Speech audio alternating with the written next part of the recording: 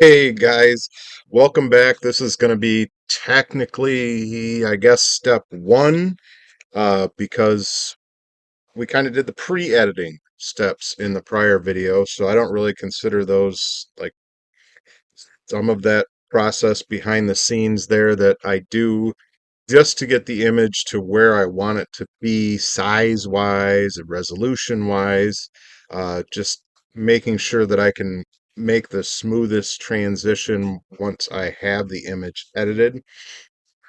And I've been thinking about this image, Fallen Angel, and I may actually do something super, super cool in this vodcast series, which will actually be taking one of my other images that I think is fantastic. Um, that's still a raw AI image. So this may end up being a longer vodcast in terms of steps because I'm kind of thinking I want to combine another image with this image, and make it really, really extra awesome. And it may work out and it may not work out. But if you guys come along with me for the journey, we'll have a little bit of fun.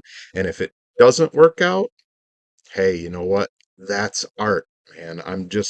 I was looking through my images yesterday, and just before I was getting ready to record this, I'm kind of looking at this image. I zoomed it up a little bit.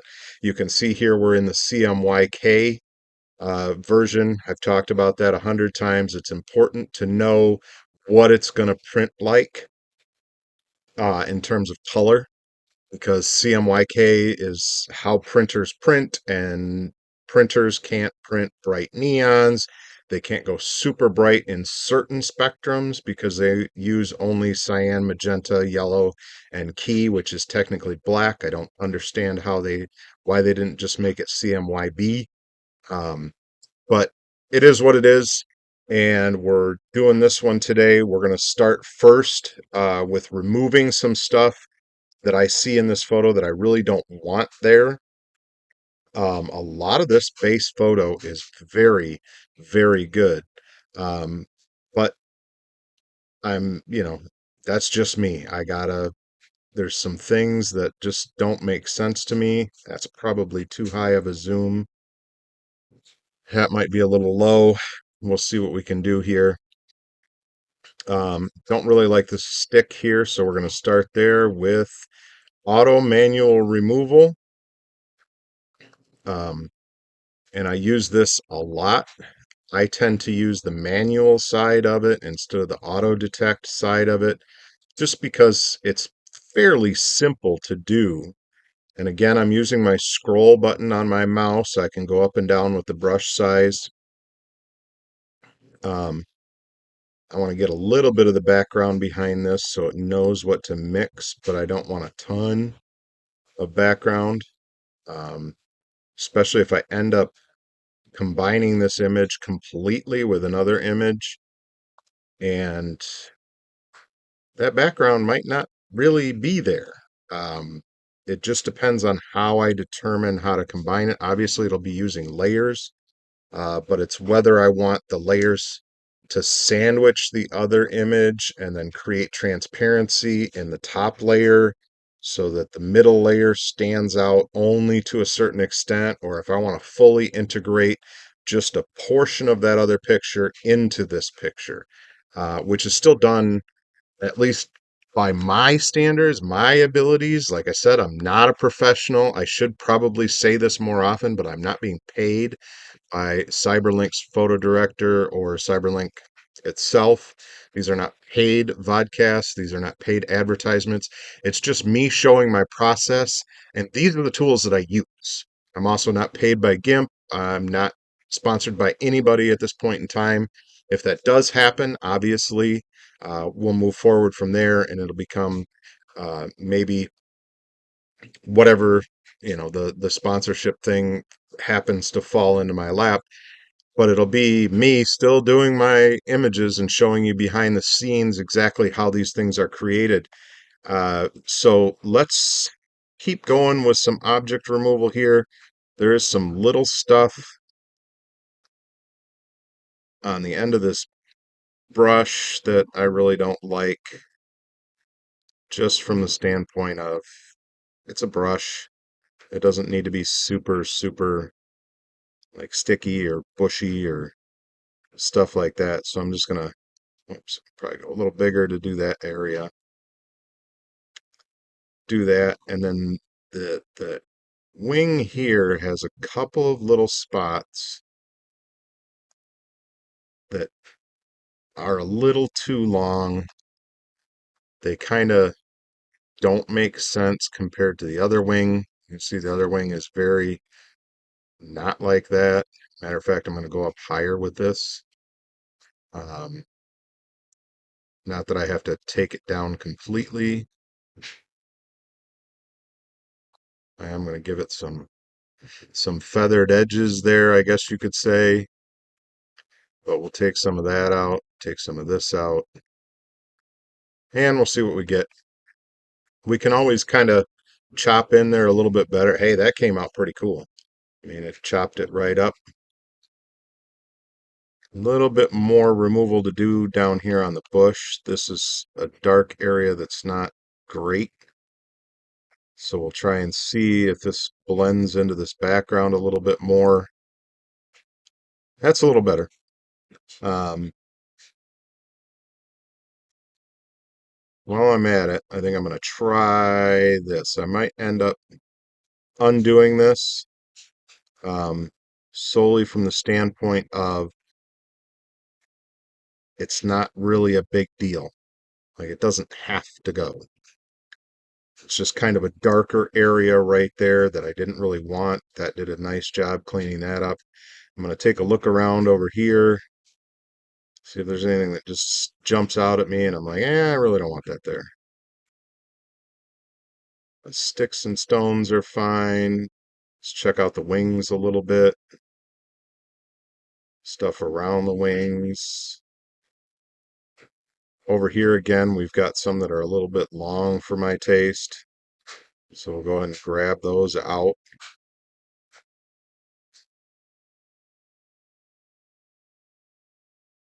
Not that they're, you know, break the image, make it no good. It's just I kind of like things to be the way I like them, let's face it. I don't think he really needs to be holding whatever this potential tool is. So I'm going to take that out of there and see what we get in terms of the background there. I don't really want it to be a big deal to try and take that out. Yeah, did pretty good. This other little spot here, I'm not sure what that's supposed to be. I don't like it there, so we're going to get rid of it. And, I mean, this is all part of the process. I actually move through this stuff pretty quickly when I'm doing these vodcasts because, to be honest with you, there's lots of times where I'll sit with an image and just hem and haw like over this stick. Should I get rid of it? Should I not get rid of it? So I try to, in order to keep things moving, be a little quicker on the draw when it comes to these images as I'm recording. And I know some of these videos can drag on, so I can see where you'd be like, well, that's not really, we don't see how you think that's that because um, you move pretty damn slow. So I just kind of want to, that looks like maybe it was supposed to be a shrub there. And clean it up a little bit. I'm not going to mess with it too much more. I've got lots of these little, like anything that looks like it's glowing, probably not a big deal. Some of these almost look like feathers, maybe that were supposed to be off of his um, wings, excuse me. So we'll just get rid of those. And I'm deciding what to do with the towers because there's towers on both sides of the image. Just going to take a look around up here, see if there's anything like stands out. Like that's just like some debris or something. So is that. And a lot of times with AI images, you find these things. They're just, I like to call them artifacts. They're just something that for some reason, like, why the hell is that there? um, type of thing. Like there's some stringiness here and here and here that don't make a whole lot of sense to me. And there's like a dark stick something there. Just gonna see how this stuff cleans up. It may not clean up well. We may have to hit the back button, but hey, that's art, man. I'm just trying to let the chaos out of my mind without going out of my mind, which I've been a little out of my mind lately. To be honest with you, it's very, very, very, very, very, very tough to do the social media challenge that I'm doing right now. Even though I've been laid up, haven't been working, it's very, very difficult to not get burned out. And I was definitely experiencing some burnout this week. So, that's life, man. I guess when you're trying to get something off the ground, that's kind of how things go.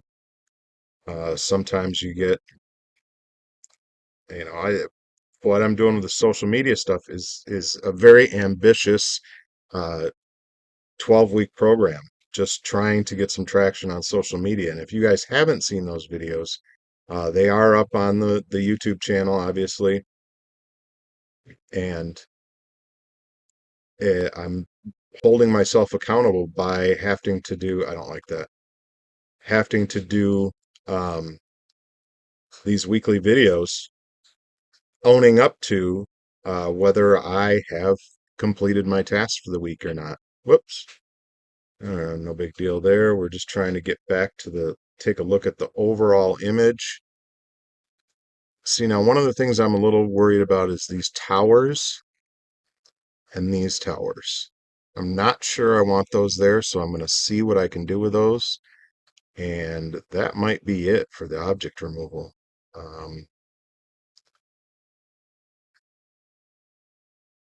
Let's see what we get just trying to clean this edge underneath his wing. I may have to get a little more technical with this. Matter of fact, I think I will, so I'll hit the escape button there. I'm just going to try this stuff first. I'm going to stay away from the wing so that if this works well, I'm going to have to kind of get up in the wing there. Not great. Let me see what it's going to do up here. We do have our back button, which if you've watched some of my podcasts, you know I tend to use quite regularly.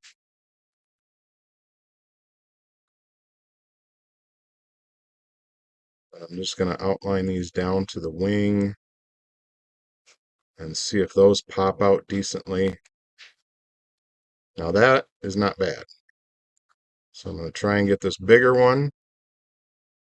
And there are some things that we can do with object clone to like move some clouds around. That's typically the easiest thing to do is to move.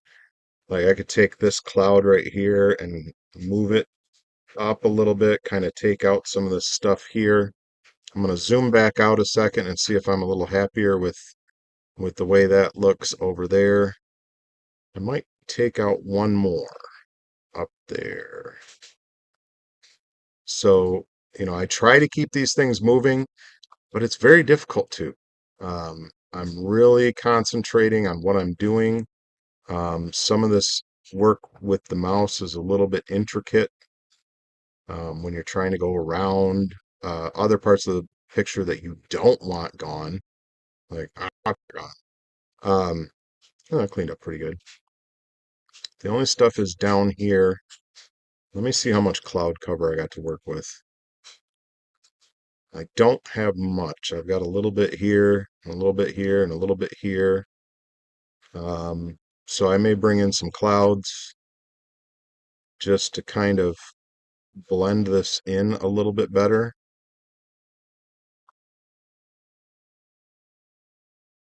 And I'm going to kind of take this a little at a time away from the wing. Because sometimes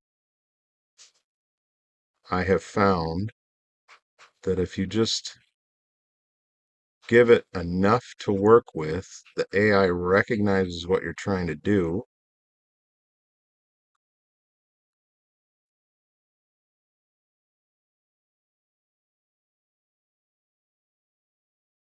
and that's not bad.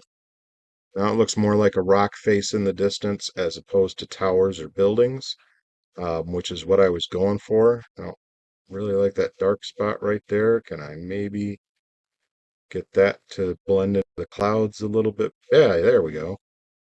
That I like. So,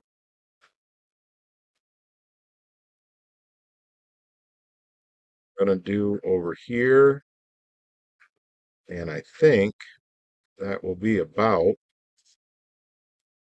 what we do on today's video. Whoops. There's that old man twitch. And if you didn't catch that, every once in a while my wrist twitches when I'm using the mouse and it'll jerk. And sometimes it makes me go way off. Sometimes it actually is in the direction of what I'm trying to cover here with this stuff. So we'll see what we get there because that came up pretty good. A little bit of a dark spot right there. See if we can get that out of there. That's a little better. Move this down just a little bit so we can get this tower.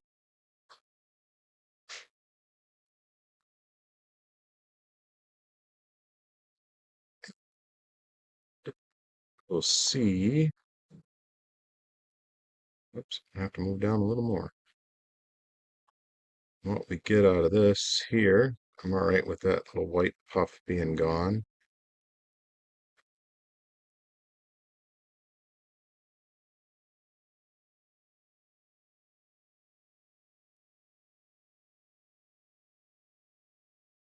Fill it in and see what the AI removes and how decent it looks.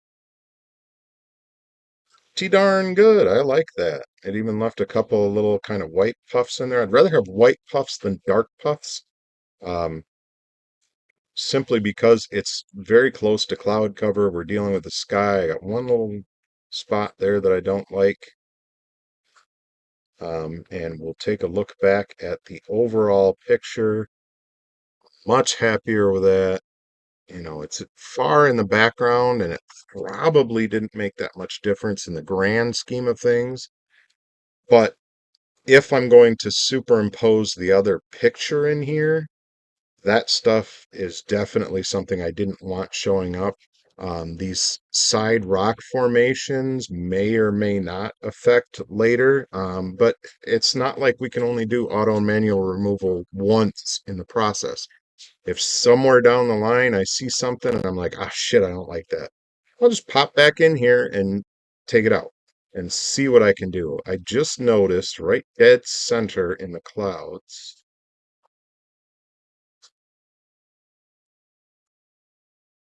It's not too big of a deal. I'm going to see what it does here a second. It's a little bit dark, you know, right there and right here with some spines coming off of it. I'm okay with this. This kind of looks like a break in the clouds to the night sky, but that just struck my eye as something that didn't look great. And that looks better. All it did was lighten it up a little bit, make it fade into the background a little bit more. These wisps coming off the wings, kind of neither here nor there. I will probably use this as a sparkle zone in here, maybe to bring in some pizzazz as the last thing to do. You know, I do lighting is the very last thing I do. When I'm doing editing, any light effects, um, because those are the things that, you know, we've got to have everything else in place, and lighting is always last. I may do some object clone and object move last once I do the lighting. On Conjure of Death, I actually finished that whole video series and I was looking at it, and I actually brought some clouds in kind of behind the sorcerer for the final image, and that was the last thing I did on it. So lighting is not like last always. It's just kind of the last major step. And that was after I'd sat with it for a couple of days and looked at it and gone, hey, you know what? I want some clouds down here. So I just grabbed them, cloned them, moved them, and I thought it turned out a lot better. But that's what we got for today. We're going to save this as step one. So we don't need the CMYK in there anymore. We'll just put step one, make sure we're on PNG. And the reason for PNG is it is a lossless compression, whereas JPEG, which is fine for, if you're going to put a display image on your shop or whatever, putting it in JPEG is fine. If sometimes my images are so large when I go to upload them to print on demand that I have to change them to a JPEG. But as long as you don't have a background and as long as you have the ability in what the tool that you're using, PhotoDirector or GIMP, in my case, to get 100% quality, there's usually a slider, but some things don't allow you to do that. Like in JPEG here, all I can do is check this keep original photo resolution. I don't recompress photo if original is PNG and no adjustments were made. I don't have a way to go, okay, I want to make sure that you don't compress this JPEG file at all. In GIMP, I have that. So if I find that my file is too large for print on demand, which they push the limits. I get up there in the 150, 200 megabytes, which are the limits for most print on demand stuff. Um, I will convert them to JPEG, and one of the reasons I'll do that is because I always have background completely. PNG is great for if you want to leave something without a background, because it doesn't force a background into the image. So that's the difference between PNG and JPEG, at least my understanding of it and how I use it.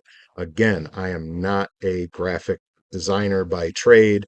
I am learning this shit by the seat of my pants, literally, but I am loving every minute of it because I can finally get my chaos out. All this creativity I've had my whole life that I never had an outlet for. Even though I tried creative writing and stuff like that, it just was not this. And this is amazing for me. So if you've got creativity, let the chaos out, and I will see you guys on the next one.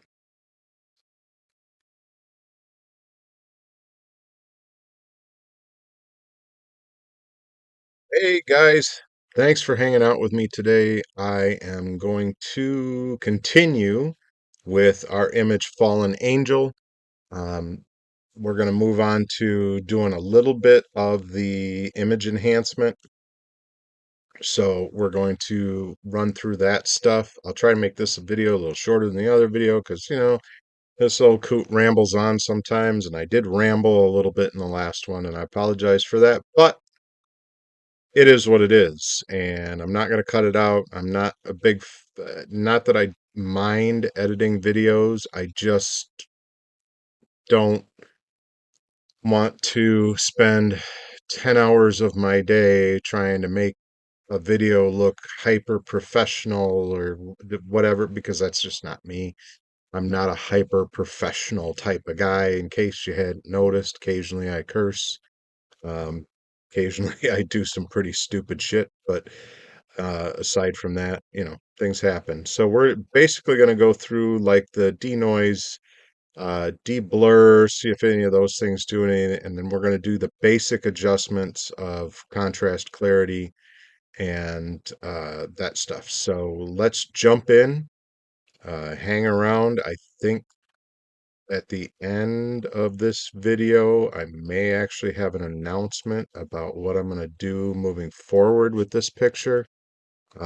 So I'm trying to make up my mind, but let's start with oops, did that too quick. We are over in guided. I try to remember that you guys have not seen everything that I've done.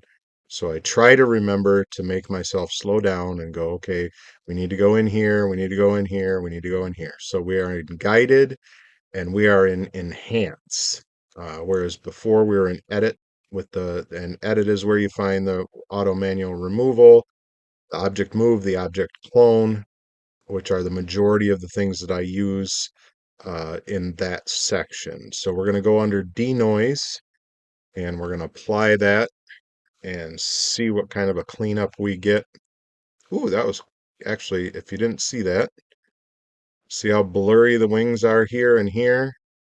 When we apply that, it does clean them up considerably. Uh, so let's take a look at the overall image.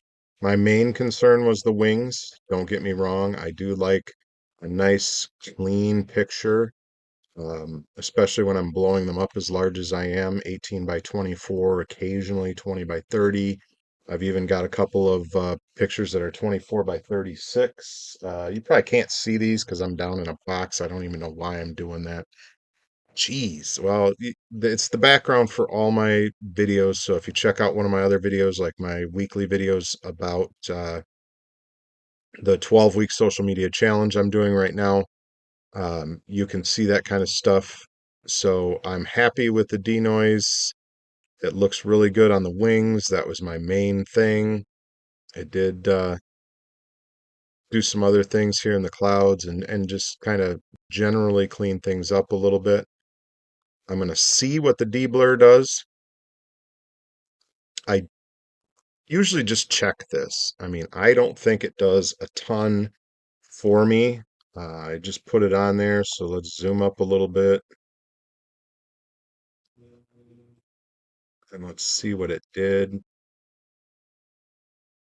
Uh, some of the areas that it deblurred, I actually kind of like being a little blurry. Let's try applying it again. I want to look at this here and this here. That looks better to me. That looks better to me. Yeah, I think we're just going to clear that out. Um, we're going to hop out of there, and I don't think I need to undo that because we cleared it. Oh, there's one way to tell, dummy. Look at the picture. No, we didn't do it. That didn't go in there. Auto color, whoops, auto color enhancement. I always look at this to see what they're telling me. AI is telling me, oh, we can make it look like this. That put a lot of blue in there. If you didn't see that, because it happened so quickly, it took some of the warmth out of the picture. It actually cooled the picture, which I don't have a problem with.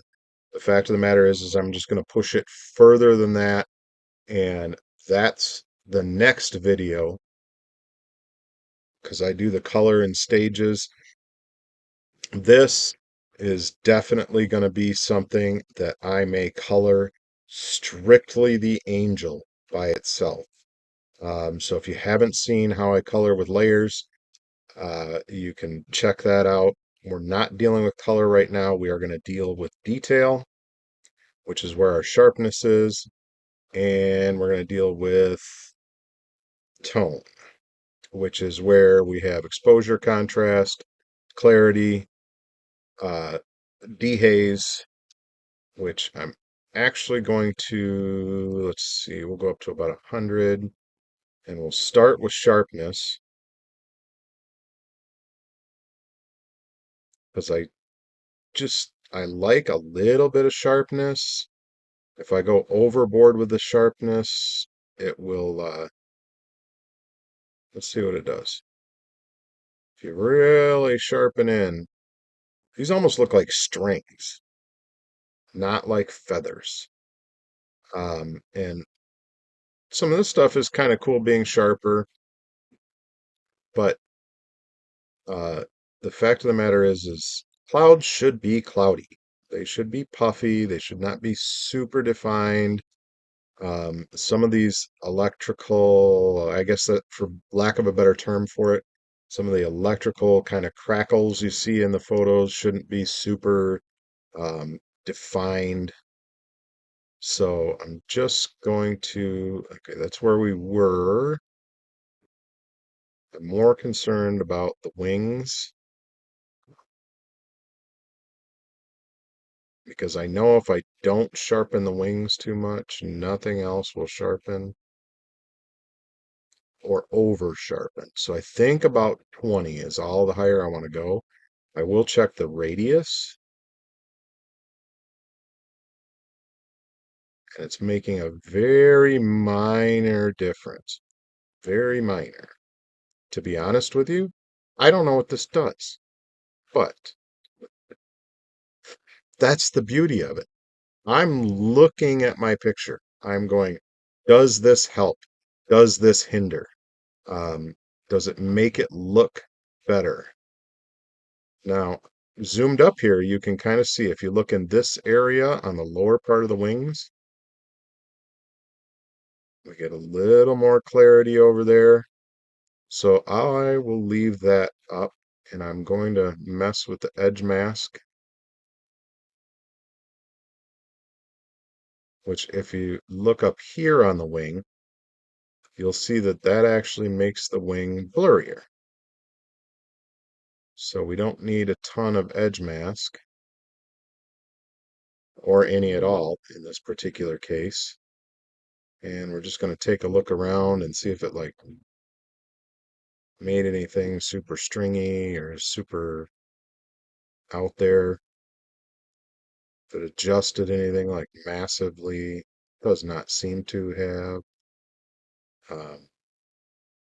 So yeah, I'm happy with that. I'm going to go ahead and close that one up and zoom out just a little bit, and we're going to go up to, now if we mess with dehaze, remember dehaze is almost like an exposure. Like you're going to get brighter, darker. It's kind of cool actually. Hmm. That's kind of cool. That's kind of super cool. But not print on demand. Way too much black for print on demand. If I was strictly looking for a wallpaper, I might be like, damn, that looks cool. Remember, anytime you're on these bars, double click, it'll reset it to 0. Um, if I do anything with this, it would be to darken it a hair. But I think I'm going to leave it at 0. I may come back to it later as I'm colorizing and stuff like that. That's sometimes what I leave out of videos on the podcast before, is like every once in a while I'll be looking at a picture a day or two later, and it's like, you know what? I love the color, but I want it a little brighter, a little darker, maybe. And what I'll do is I'll come back to this with it and I'll try adding a smidge of exposure or a smidge of dehaze to it to see what I want to get out of that. So I'm going to go to clarity.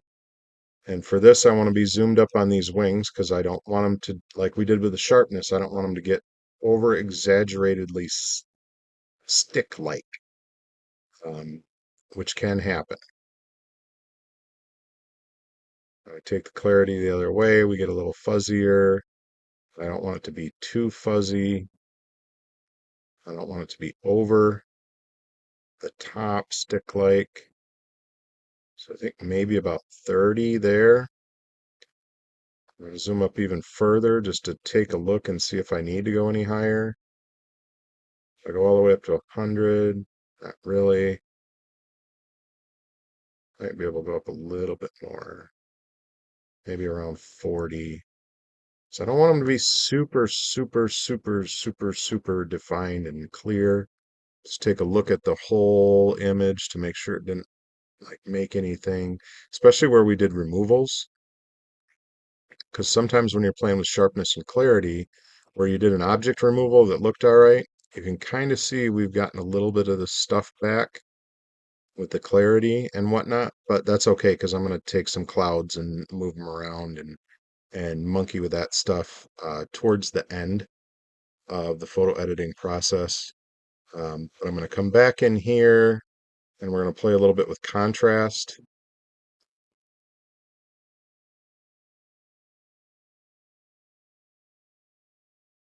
There again, we're getting brighter and darker.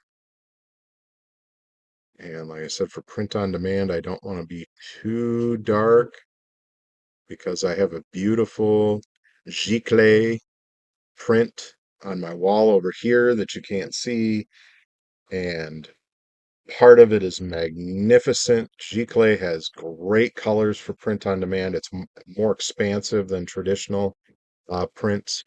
I think they use like 9 inks or 11 inks or something like that as opposed to CMYK. But they tend to come out dark. And that thing came out so dark that you really can't see a quarter of the poster. And I don't want that. Now, I may use Giclée prints for some images if I get some that are much brighter so that I'm not concerned about them being way too dark. Uh, but I don't think I will do it often.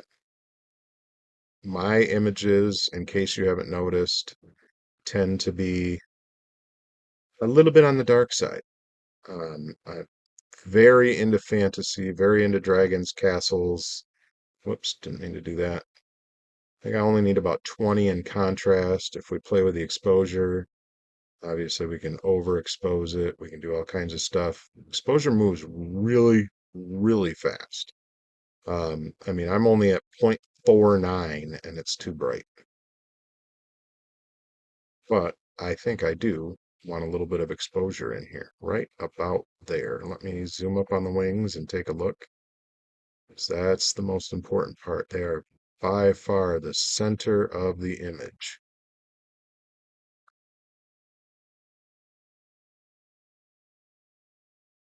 We're not getting a ton of effect there. Switch between a couple different levels here. There's 0.29, 0.39, 0.49.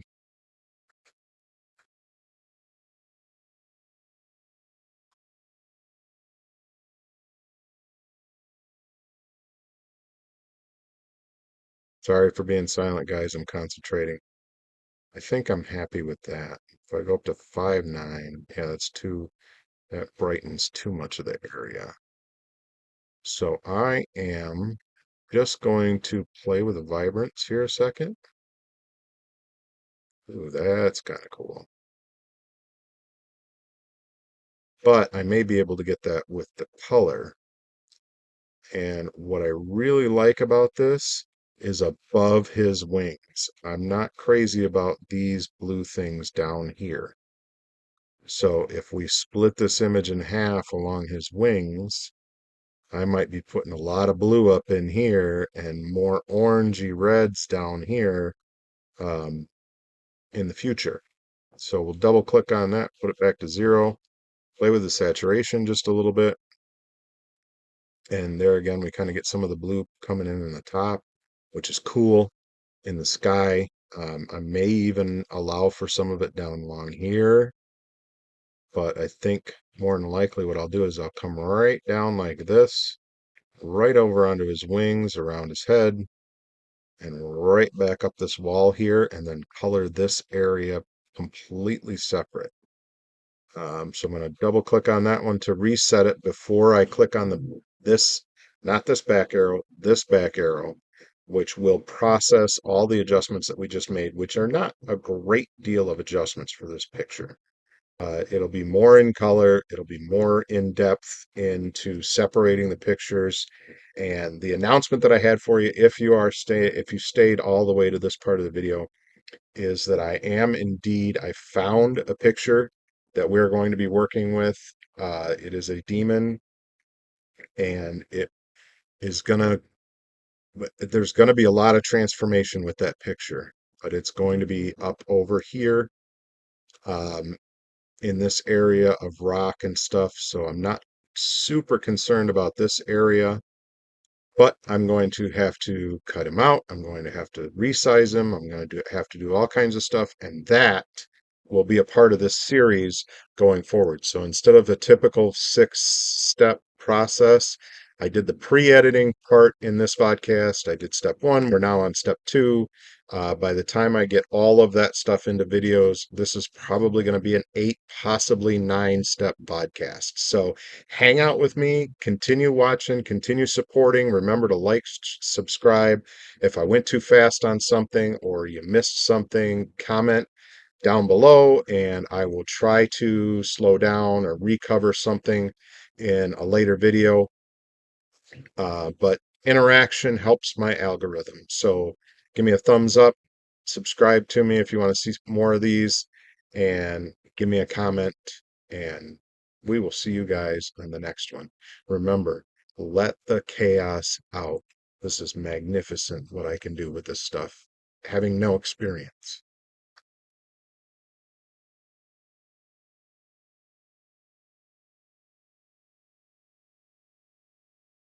Hey guys, thanks for coming back and hanging out with me on the Fallen Angel vodcast as I move through and just walk you guys right behind the curtain, see exactly what I'm doing with my images and how I'm going to move through the process of taking a raw AI image that's been generated by one of the many that I use, image generators, and make it my own, make it the vision that I see for it. And most of these, while they come out, I've been getting a lot of really cool images lately, which presents me with quite the conundrum because I only have so many hours in the day, and some of them are so good. It's like, okay, I need to think about this. I need to decide how to change this picture and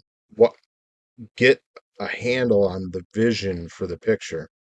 So this one's a little bit different. If you saw the very first uh, podcast in this series for Fallen Angel, I went I could not decide on an image to do, so I went to my one of my AI image generators, and I said, all right, whatever it spits out is what I'm going to do for this podcast. And I'm really happy with what it spit out. It made the choice really easy. Like I said, I've been getting some really good images, which either means that it's learning from me and what I like, or that some of these image generators, I'm just getting better at using prompts to get the types of images that I want.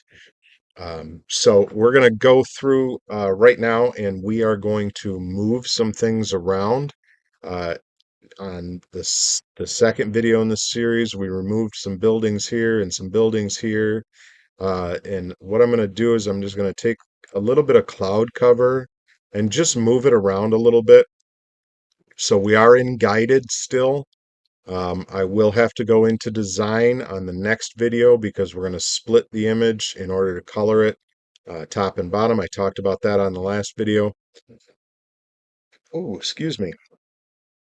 I am in edit over here on the right hand side of the toolbar, and we're going to go to object clone because we don't just want to move something, we want to leave the clouds already where they are. We just want to copy them so that we can put them in a little bit different place. So we're going to go in here, and they do have a tutorial video. One of the reasons why I'm doing these walkthroughs is because the tutorials go really kind of fast and really don't explain things well, and they don't do what I do where you can go, oh, okay, this is what it did, this is what it looked like before, this is what it did, this is what it looked like before, like I do with like denoise and deblur and sharpness and contrast, and even with the colors and stuff like that, I can go, okay, let's clear that out of there, what did that do, and take a look at it. So I'm going to have to zoom up quite a bit, and there's not great clouds in this particular image. This is too big. I need to be out a little bit so I can see what I'm looking at. Because what I want to do is, can you kind of see the darkening in the sky right here? I kind of want to take these clouds here that are nice and clear, these ones are kind of blurry and won't really serve the purpose. And I may snag some little bites from down here to kind of make it look a little more natural. But I'm going to start with this one that's right here along the side, and I'm just going to snag it. And I'm going to go to 150 just so I've got a little bit better. I went into go here to custom because 150 is not an option on here. Go 150 and hit enter, and it'll zoom us up a little bit more. Like I said, I'm trying to remember to be a little more conscientious about the time. So what I really want is just white puffiness. So I don't want to be too far outside this. So I'm just gonna, and I don't want like a stick. So I try to make what I'm doing a little bit odd shaped so that when I move it, it looks a little more natural. And I took just a little bit of the darker area here, and I'm going to click on it. I've got all of the ants marching around the outside. There's nothing in here that's not part of it.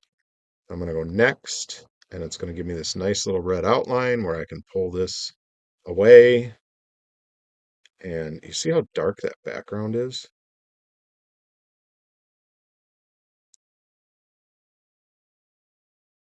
And it should change some. I can flip this and turn it over, put it back. Um, so I'm actually going to flip it, and I'm actually going to turn it some. Because if I just move it over, it's not going to look anything close to appropriately natural. So I'm actually going to overlap it a little bit. Turned it too much. Kind of like up there. And I'm going to see what that looks like. We can always use the back button. See, a lot of the darkness is coming through. And if we grab again,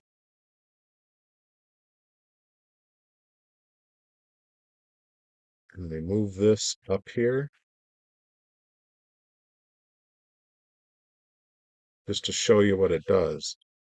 It does gradually lighten as you go through this stuff, but what it's doing, it's not taking a solid object. It's taking a clone um, of the object and introducing it into another section. So sometimes this can be very frustrating to do. I'm going to try some of the stuff down here. I'm going to maybe grab from right here because I can get kind of a crazy piece. I don't want to be too much into any of the brownish. And we'll take that and we'll move it over and we'll bring it up. And then I want to flip it. I don't know that I want to flip it. I think I may just want to turn it so that we can just put it in here. Kind of like that.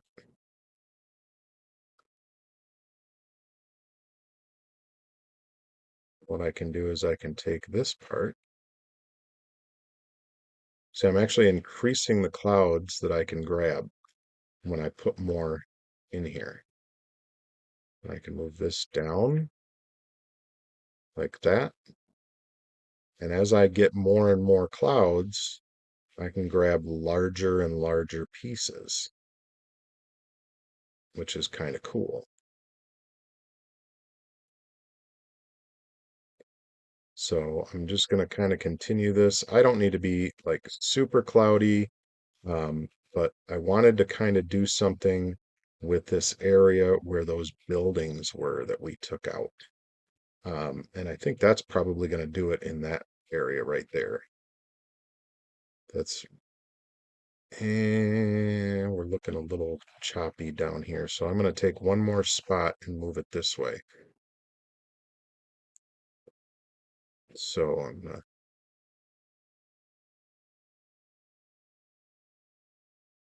this will be kind of a long one with kind of a fatter belly on it. And this does not have to be perfect. I'm not trying to be perfect with this stuff. What I'm attempting to do is cover up imperfections in what I'm doing when I take something out. And one of the easiest ways to do that is to, with clouds, bring in and introduce cloud cover where you're at. And you can see it's not perfect. It does not give you an exact, and you can actually flip it like this too. Now you might say, well, you can stretch it out, you can expand it. When you stretch them or expand them, you got DPI problems. And that's what I want to avoid is DPI problems. So basically what I'm going to do is I'm going to first start off by making this area of clouds a little bit better. And then I can grab a nice sized chunk up here of the clouds and bring it all the way down. This doesn't need to be perfect. We can go back and erase parts and stuff like that, but I try to move it and just make it look a little bit more natural. So essentially all I'm doing is bringing this down just about to the wing and bringing it over a little bit, and boom diddly. Why did I just say that? That's so not me. But I want to bring some in here. So what I'm going to do is I'm going to take an area that's kind of that size and shape already. And when you compress these, like we can take them and move them and I just uh-oh, just moved. I didn't do anything that was fatal there.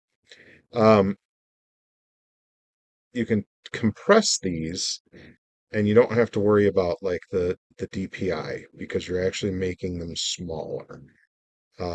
But like I've said before, I mean, the main thing is the main thing. I don't want parts of my image that are stretched out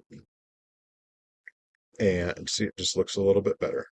Um, go, oh, well, I need a big patch of clouds for over here. Well, like what I just showed you on the other side and what I just showed you here, as I took what I could and moved it down, and then I could actually take a bigger chunk and move that over and then take an even bigger chunk. So you can use the cloud cover that you clone and move to make larger and larger pieces if you need to. I don't need a ton in this particular circumstance. I just wanted some stuff. As a matter of fact, that's not quite dark enough for what I want to do. So what I'm going to do is I'm going to take this right here. And even though this isn't as big as what we have up there, I'm just going to move it up and it will help to thicken what we have going on. Just going to turn it a little bit, move it into place there. It doesn't need to be perfect. So I'm going to try it there. If I need to add a little bit more, I'll add a little bit more. See, now I don't like the way that looks. That looks too off. So what I'm going to do is I'm going to grab this again, and I'm going to attempt to kind of make it in a shape that we can flip around and monkey with to put it in a little bit better. So you can do this over and over and over again. You can get way too involved in doing this. You can get way too perfect with it. I don't really want it on his wings, so I'm actually going to flip that over.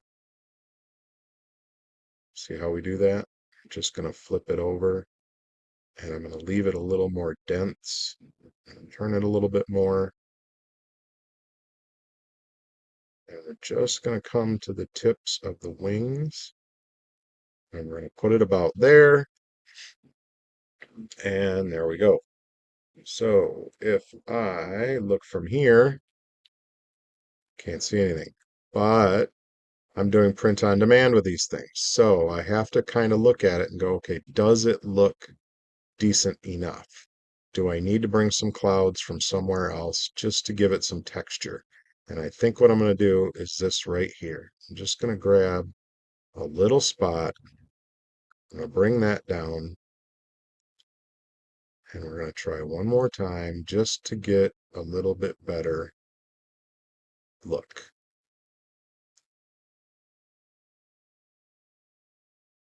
Not fantastic. It's not a world breaker. There is some linearness to this. If you're not understanding what I'm looking at, there's some linearness to this. So let's try this. Let us, because we created this nice big area of clouds over here, and I'm probably going too long, but that's okay because I can compress it, and it'll actually look a little bit better. But this is what I'm talking about. You can do this over and over and over again, and you can make it the way you want to make it. And let's face it, that's what we're doing here is how do we make this the right way? How do we make it look better? And hopefully this will take out some of the linearness of this cloud cover. Come on, where's my little turner? I want to turn. Just want to turn it a little bit more. I'm actually going to compress this a little bit so that we're kind of just layering over layering over layering, and that looks better. I think it just brought enough of a swirl to it that it looks better. So that's it, guys. We moved some stuff around. I will save this and we will move on. This is actually step 3. Now, in the next video, I am going to be working on a different image, preparing it to put into this image. And if I have enough time, we'll actually cut this image. So like we talked about in the last video, I want to be able to color just this part above his wings. And we're going to introduce the other picture. But on the next video, we're going to mess with the other picture. So I will catch you on the next one after I save this. And remember, guys, let the chaos out.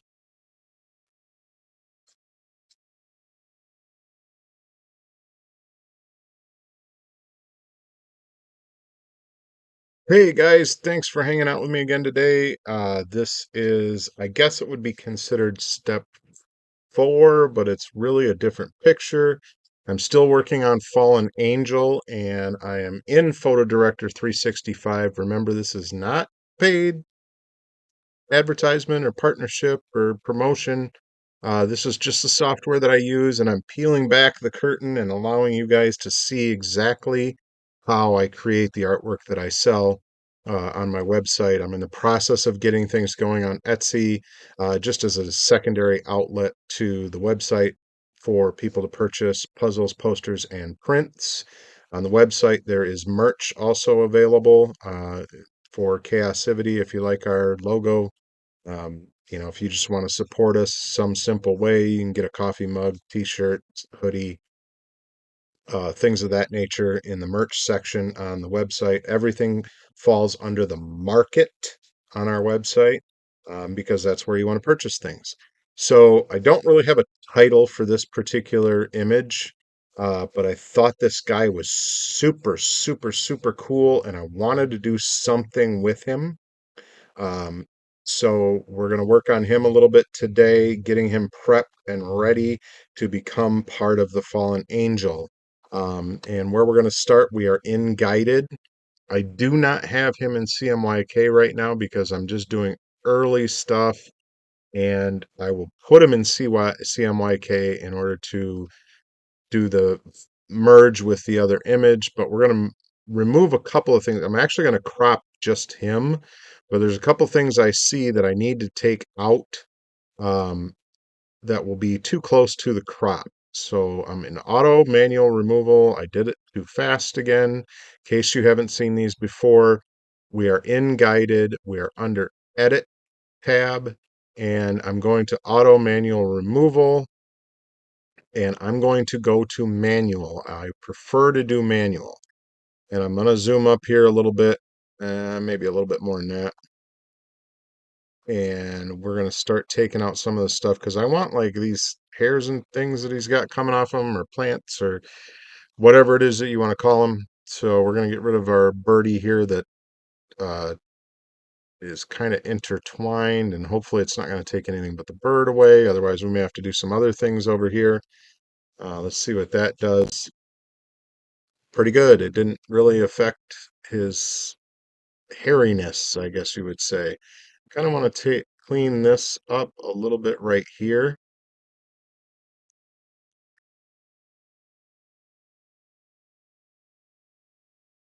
Take this out.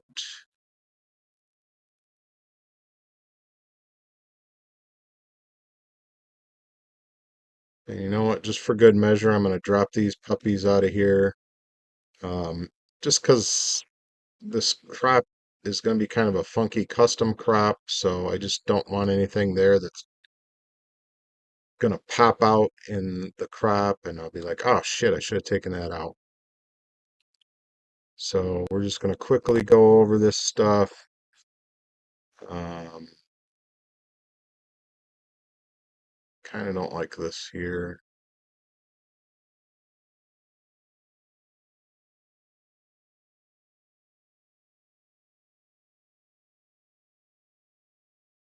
Let's see if we can pop most of that stuff out, clean it up just a little bit right there.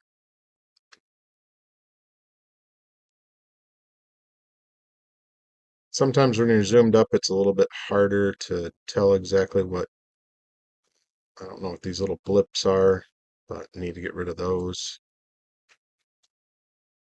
just because I don't want them affecting the overall photo once we do the crop. Do a little bit of stuff here. Matter of fact, I'm going to take that branch out. Just get rid of that stuff.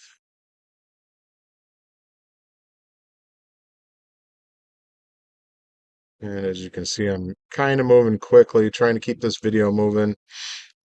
I know that your guys' time is very valuable, and I like to think of myself, even though I'm trying to use this as a teaching. And also, if you really like my images, to be able to, that tree's got to go. Be able to see behind the scenes and see how your image that you purchase is actually created. I'll go up a little bit bigger on just use the scroll button on my mouse to make that bigger. So this will go a little bit quicker than if I was smaller. You want to make sure you fill in all of the areas. You don't want to leave anything uh, dotted out there. Yeah, it's pretty good. You might have to take out some of these flowers to make them a little bit more realistic. Kind of like that. See what we get there. I don't know how much that stuff's actually going to be once I crop it and put it in the other photo. I may actually crop it additionally later on. But I'm kind of getting up into the nitty gritty here. Let's, whatever that is, just get it out of the way. I'm not going to nitpick too much about these twigs and branches coming off of them because I can deal with those at a later date if I need to. Just wanted to get some clearer stuff going on around this front area where I'm going to end up cropping. So I'm actually going to take a swipe like this just to give myself a nice clear crop area around him.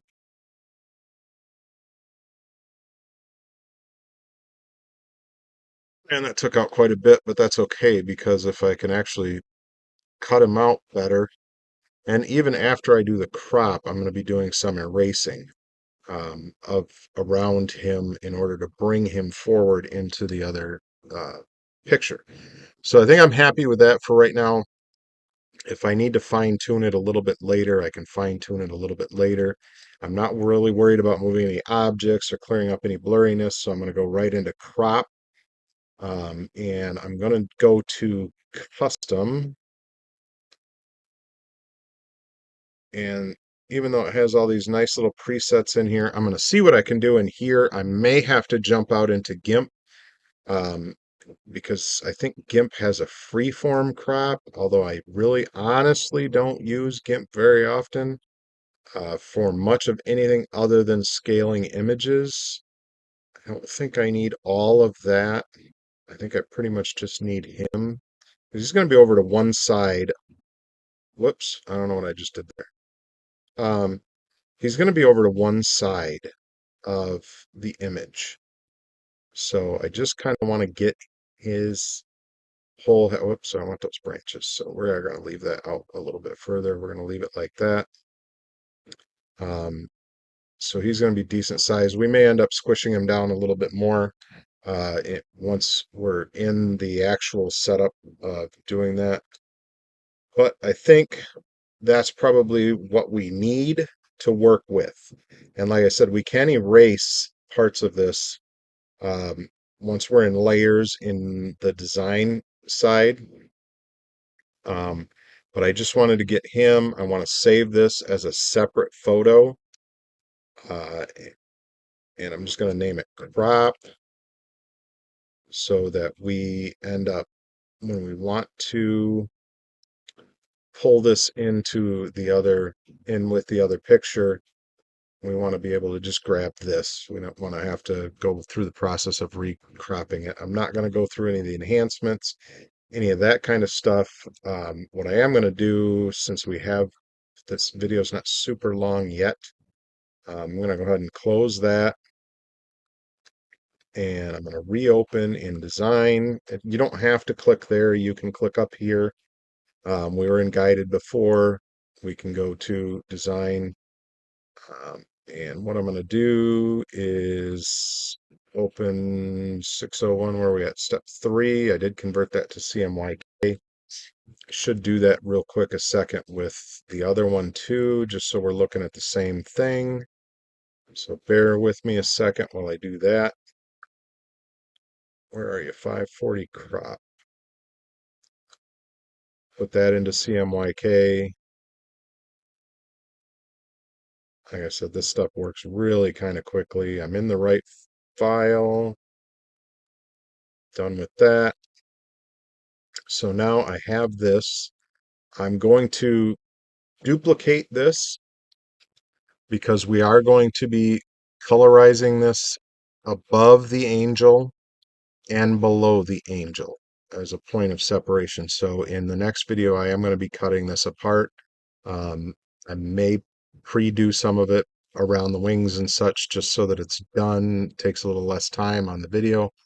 But I'm going to duplicate that layer so that I now have 2 layers of that. And then I'm going to introduce under layer new photo layer from folder.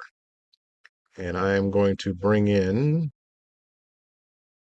our 540 crop CMK file, and I'm going to squish him right down.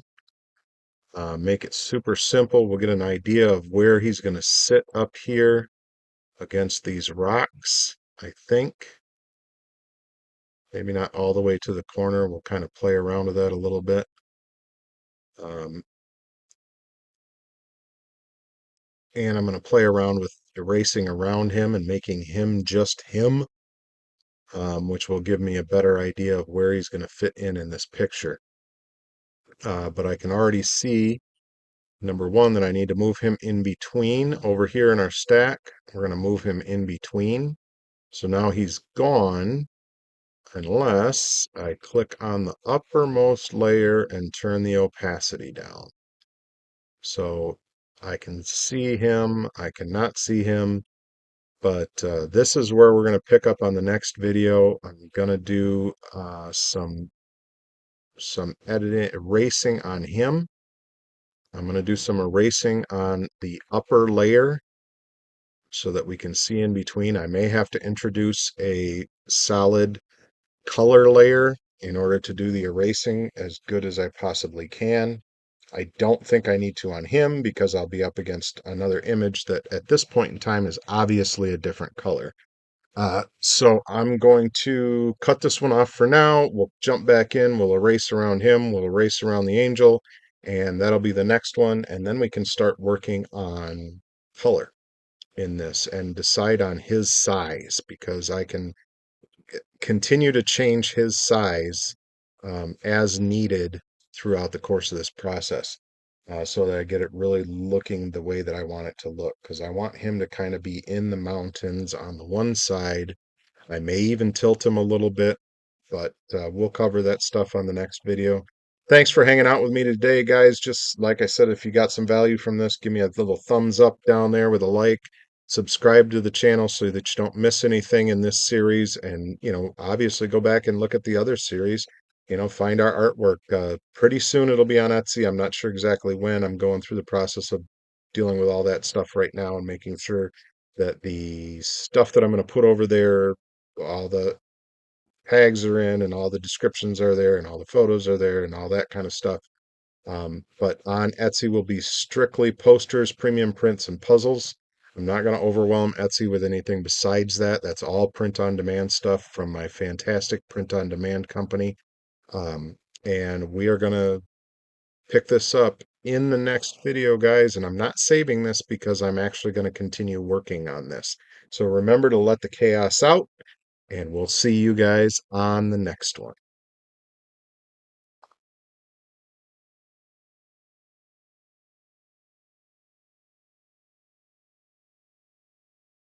Hey guys, thanks for hanging out with me today, and I am going to continue where we left off in the last video.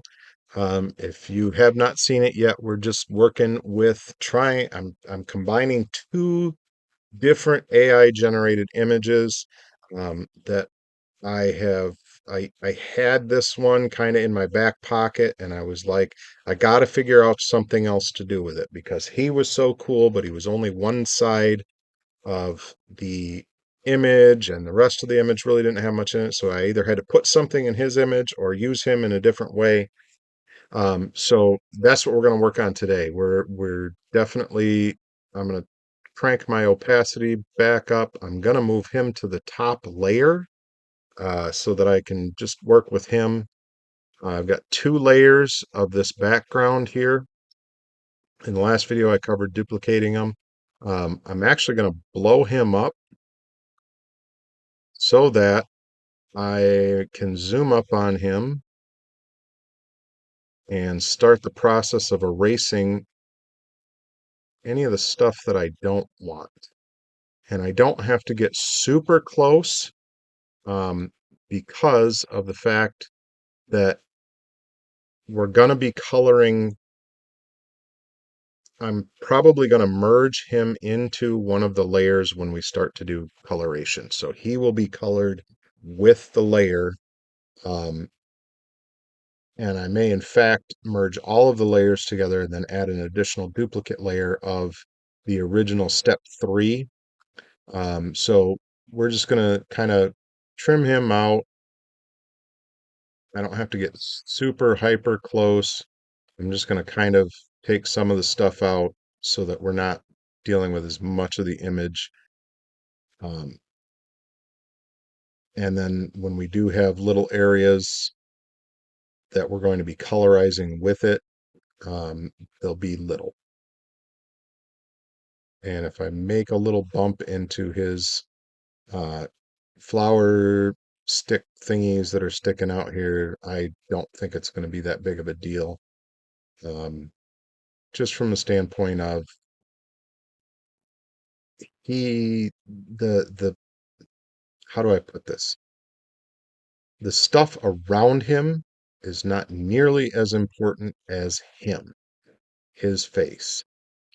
So I'm gonna just kind of move through here. Like I said, I want to see as little of the stuff around him as possible without getting hyper technical and hyper close to all of the stuff because it will blend in. I just want to have as much of just him as possible without going crazy and taking forever. And if you're seeing some things kind of pop behind, that's the image that's behind him right now. So there's nothing major um, going on. And as we erase from here, you're going to be able to see the image behind, which is kind of cool. Again, I can use my mouse roller to increase or decrease my brush size.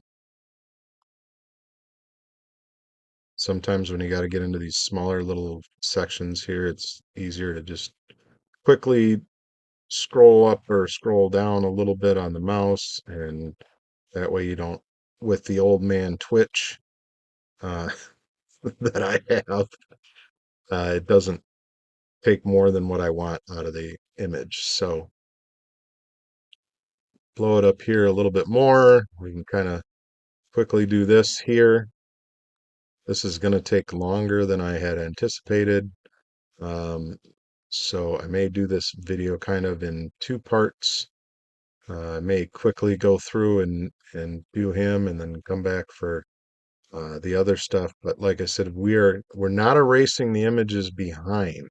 We're erasing where we have this blue box over here in the corner. So a lot of this stuff can go away. I'll be as quick as I can around here. And the magic of, I, I'm telling you, it's the magic of PhotoDirector365. I never knew that I could do this kind of stuff with image editing software. I don't have a background in it. I coming into this, I had no idea how to use this stuff.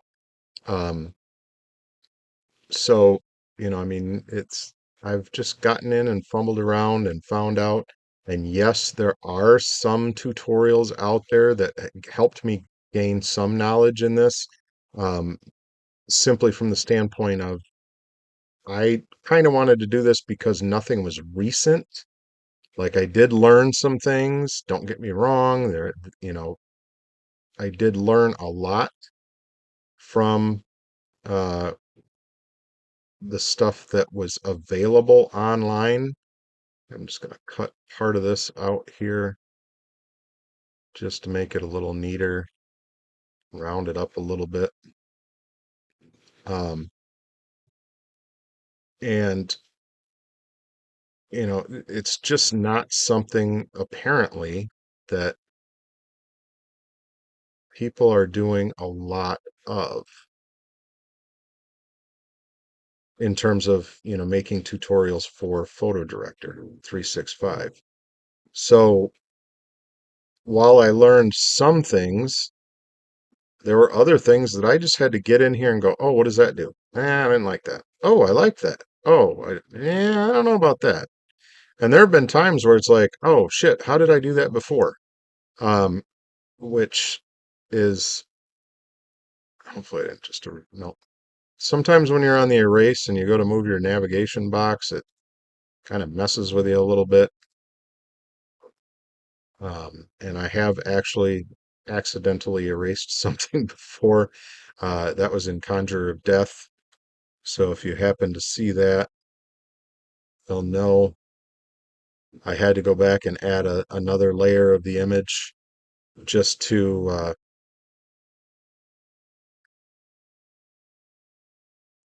get this little spot that I had erased out of both layers, not just out of one, but out of both layers. Um, and so, but that's being an amateur. And as an amateur, so over here, now that I'm kind of done erasing, I think we're probably good enough here, because we can play with the transparency. We can play with a lot of different things. I'm going to go back up to the select tool, or the scale transformation tool. And this is kind of cool. I'm not going to actually use this, I don't think, but I can distort him. So if I want to lean him down, make him look like he's looking, I can kind of distort him, bring him around into different locations. And I may end up doing this. Right now, I'm not going to. Uh, just click it's got a check mark if you're okay with it. It's got an X if you don't want to continue that.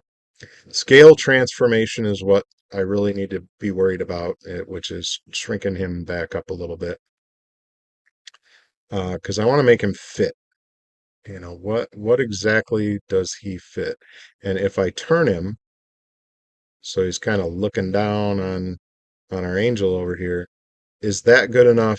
And that's where that distort transformation will come in.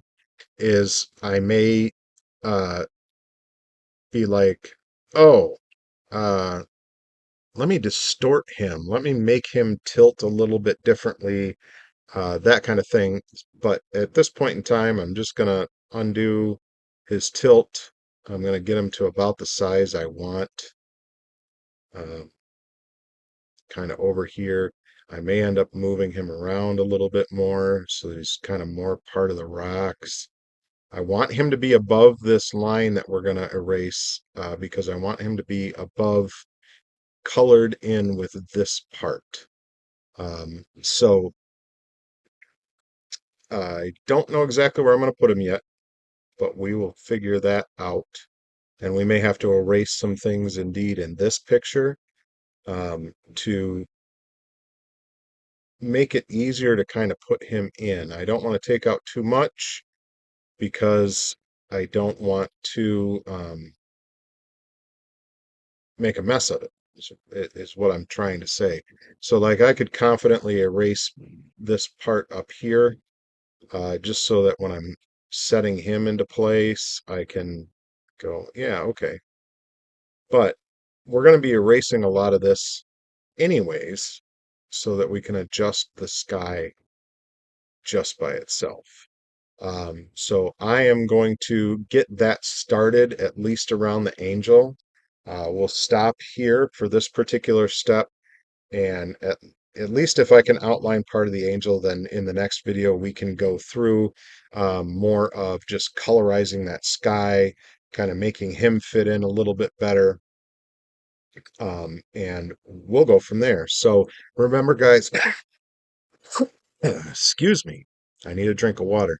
Let the chaos out. Like, comment. If you're liking what you're seeing, please just drop a comment down there. If you're like, hey, I don't know how to do this, maybe I can research it a little bit and go, hey, this is how you do it, and do it on another video in the future. But subscribe so you don't miss anything. If you happen to have us on the other socials, we're everywhere pretty much. Pinterest, Instagram, YouTube, obviously. Uh, what am I missing? TikTok, Facebook. It's all Kaosivity. That was one of the benefits of getting naming the company something that was a mishmash of two different words that made perfect sense to me. Probably doesn't make as much sense to other people, but it's an advantage. I don't have a problem getting the name on any of the social platforms or anything else. So that's it for this one, guys. Remember to let the chaos out. I think I might have already said that, but we will come back and catch you on the next one.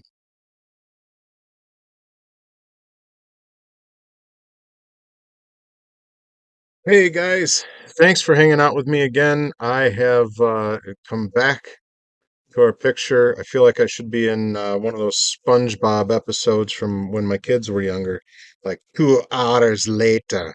Um, so I did a lot of work in the interim between last video and this video, and now my chair isn't cooperating with me, but let's do this anyway. So it looks like we have our regular image, but if we take the bottom layer out of the equation, I may have made a decision that may come back to bite me in the rear. Um, I cut the whole angel out and left just the bottom part. And I won't know until I get this completely colored top and bottom. My original plan was to kind of come off of the wings up this way and leave the lower half so I'm not pointing at the screen like I like to do for some reason. This area down here to be color coordinated with the angel in the coloring section, but I still have to erase all this stuff up here. I figured I'd let you guys have a little bit of fun with me. I can do it without, but I thought I would show you again. When I did this part of it, I did have a white solid color background in there, so I'll go over that a second. So we go up here to layer and we go to new, and then we go add solid color layer. You can pick out any color you want. I usually go with white. Now it's whiting everything out. So what we need to do then is drag it behind the layer that we're erasing on. And then we need to make sure we click on that layer so our blue box is around what we're working on. But as you can see, it shows you very brightly, very adroitly, however you, is that even a word? I don't know. Anyways, doesn't matter. We're here having fun. So it shows you very well what you're erasing, what you're not erasing. I also had a few spots where my old man Twitch got me. And so there might be a couple spots where the Twitch went and that's all I could do was, oh well. So we'll see how it all turns out. Like I said, the thing about doing this is it's art. I may get all the way to the end and go, I don't like the way that came out. And that's just sometimes how it works. And that's okay. I mean, if I have to start over again, I have to start over again. I won't drag you guys through that. I'll probably just, if I decide to do that before I do the lighting or whatever at the end, I'll be like, oh, by the way, I went back and redid this whole thing. So we have now gotten everything out of the way on this particular layer. So we can get rid of this solid color layer and we right click on it and just go delete. And yes, I want to delete the solid color layer.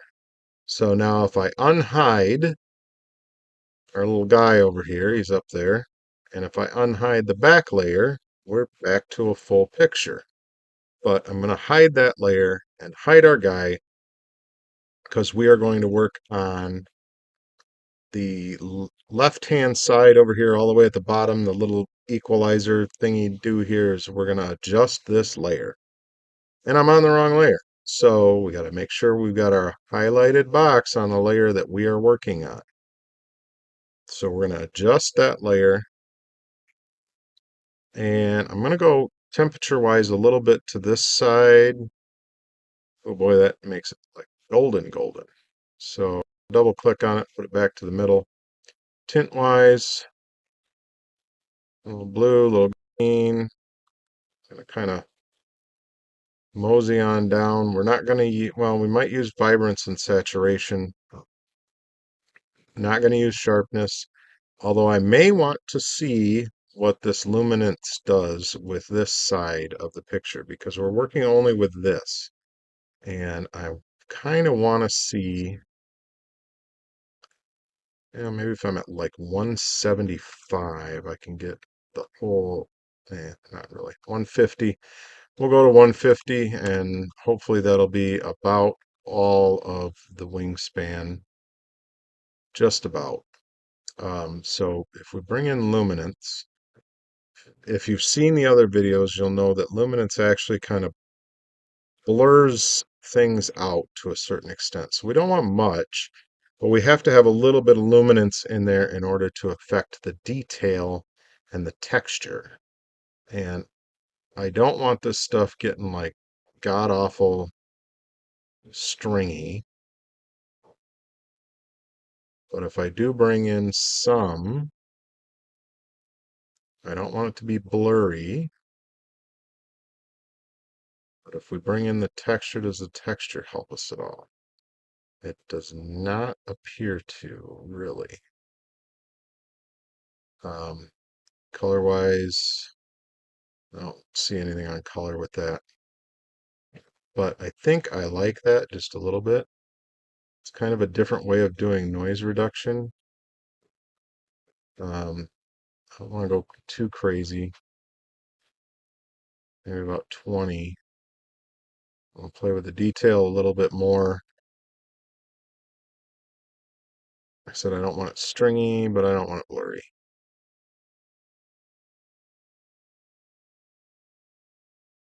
And sometimes you just got to make a judgment call and go, I'm happy with that. So we'll go back to our colors and we'll zoom back out. And we want to be in hue, not saturation. It always defaults to saturation, so we want to be in hue first. And I'm thinking red's not going to do much. Not really, so we'll reset the red. What's the orange going to do? Well, that's going to bring in some magenta-y stuff. If we go the other way, it makes it almost greenish. I don't really want a green going on there. So I think I want a little bit of orange. Maybe we'll go about 30 on the orange and we'll see what the yellow does to it.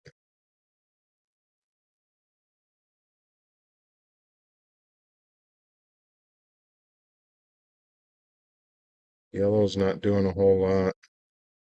Green, not doing a whole lot. There's no aqua, there's no blue. There's a little bit of magenta that might affect that just a little bit. But no, it's not. So we may play with this. We may go, I don't like that. So if we desaturate the orange or oversaturate the orange, I kind of want to get a glow going on down here, but I don't want it to be like craziness. And I may actually have to go and color his cloak. I just realized that because the cloak is just not, that's not doing anything. The yellow might make it too bright.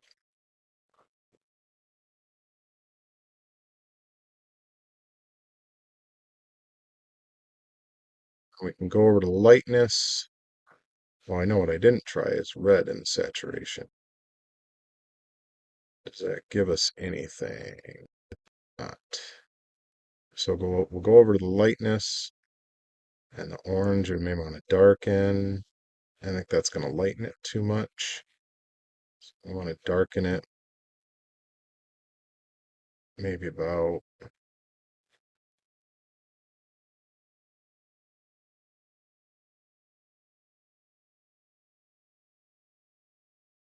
there. What do we get from the yellow if we bring a little yellow brightness into it?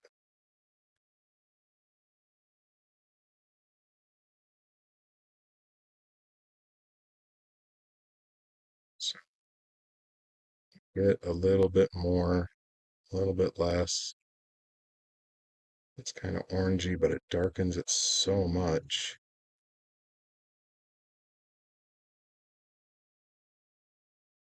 Maybe right about there. And then what I'll do is I'll play a little bit with the vibrance.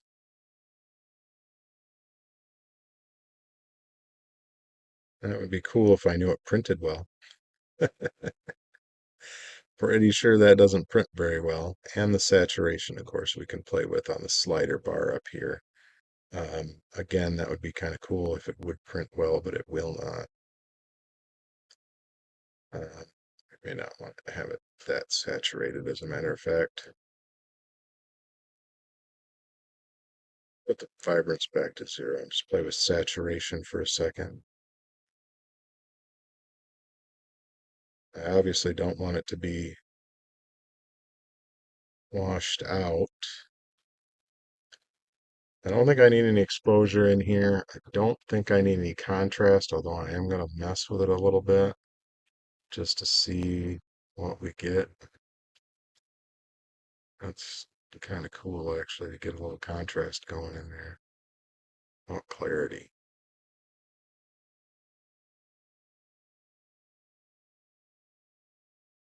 I need to zoom up just a little bit to see that a little better. If we take the clarity all the way up, this looks stringy to me up here, so I don't want that. Stringy does not print well. It stands out like a sore friggin' thumb.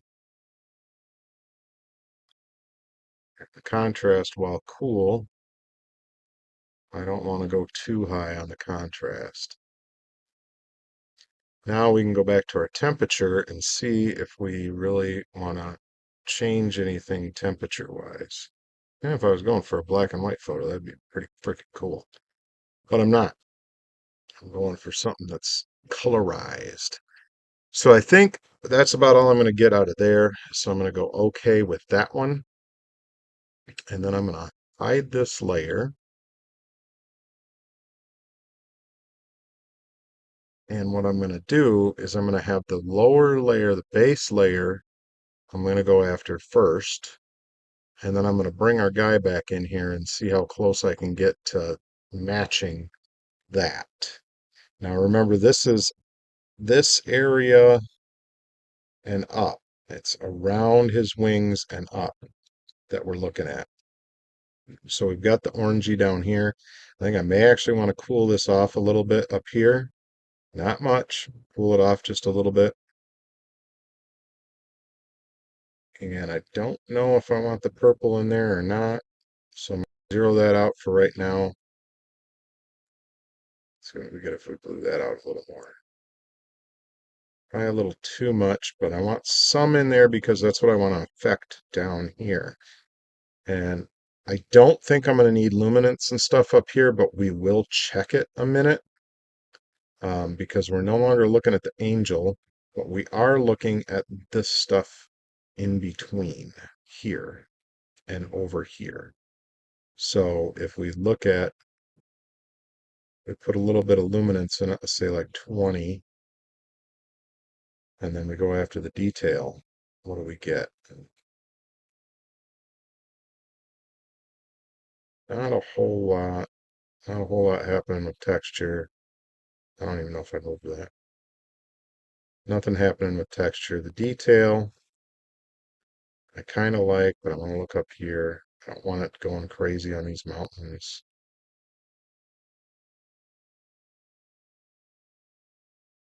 Maybe around 60 might be nice. So yeah, we did need a little bit of that, but I'm going to go ahead and close that up. And we're going to start in hue. And we are looking underneath his wings and all this area up here. So I'm going to start with blue.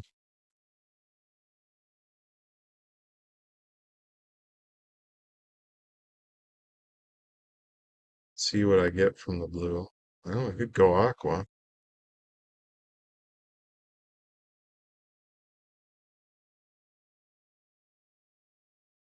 I don't think I like aqua.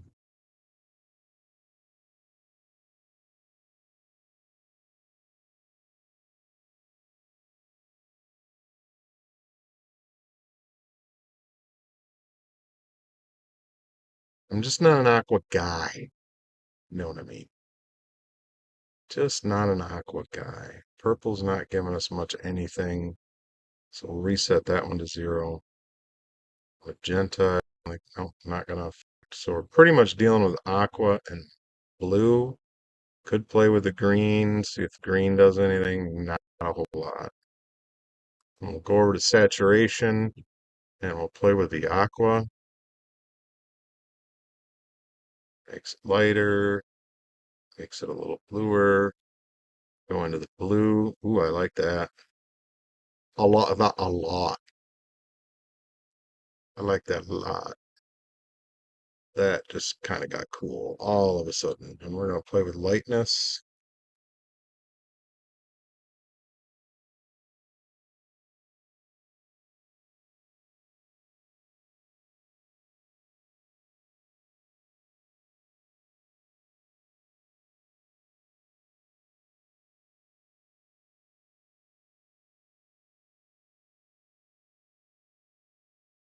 Looks pretty cool.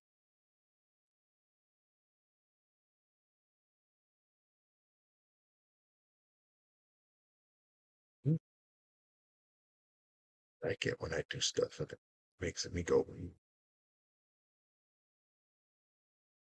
that looks really cool. Wow. So what if we get vibrance in there? Ooh, not that. I don't want that. I want saturation.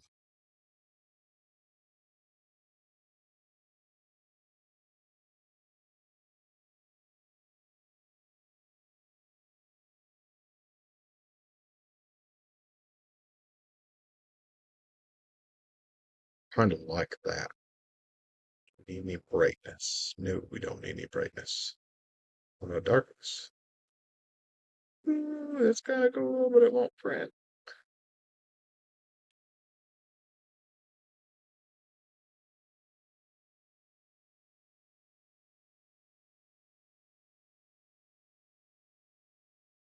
You get too dark, it won't print.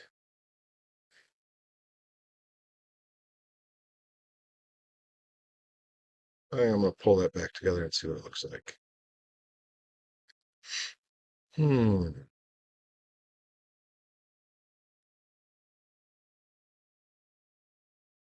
I think I gotta go back into that and do the lower part a little bit differently.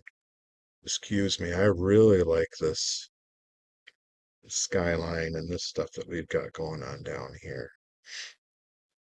And while I might be able to affect it a little bit with lighting, all I got to do is highlight my box here, and I can play with this now in the adjustment. And maybe we just need it to do something. That's not the right something. Maybe we need to cool it off a little bit. Ooh, that might be the answer right there.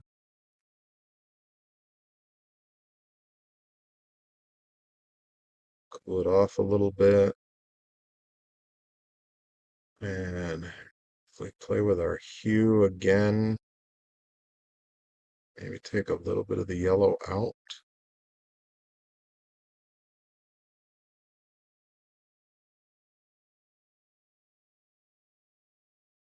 I just need to desaturate the yellow a little bit.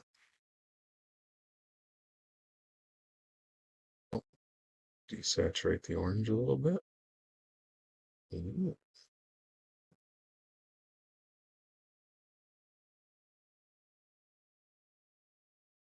it's kind of cool. And we can still add light sources and sparkles and all that kind of stuff at a later date, but I kind of like that. I kind of like that a lot. Play with saturation just a little bit. No, we brighten it up too much and it's bad news. Just does not fit. We'll leave the saturation alone. What about the vibrance?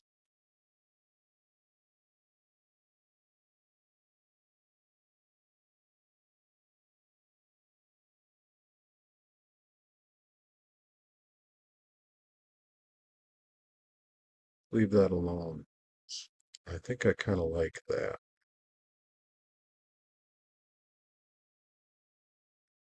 So now we bring in our boogeyman over here, make him the active layer. And I don't quite know what I'm going to do with him yet. I got to get some color in him first. I got to get him more matching the color up here. So we're going to start with the blue, cool him off. Might want to make him a little bit bigger too. We'll see what happens. Cool him off a little bit.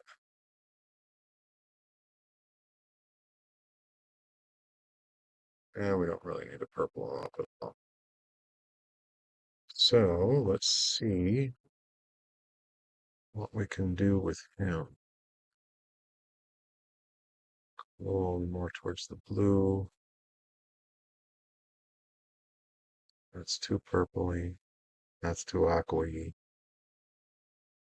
Now remember, I can throw another layer on top of here and adjust the transparency, but I don't really want to do that because it will end up washing out all of this gorgeous stuff that we have here. But there's some things I can do. I would like to see him get close, at least in color to this kind of stuff here. And maybe we can meld him together a little bit better. Maybe we need to go back to a little bit more of his image.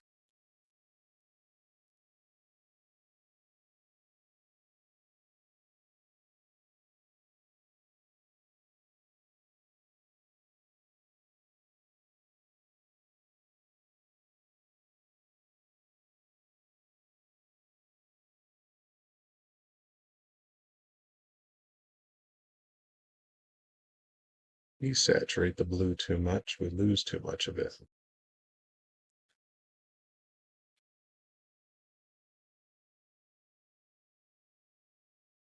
Looking at this here, I kind of want this to be very similar in color.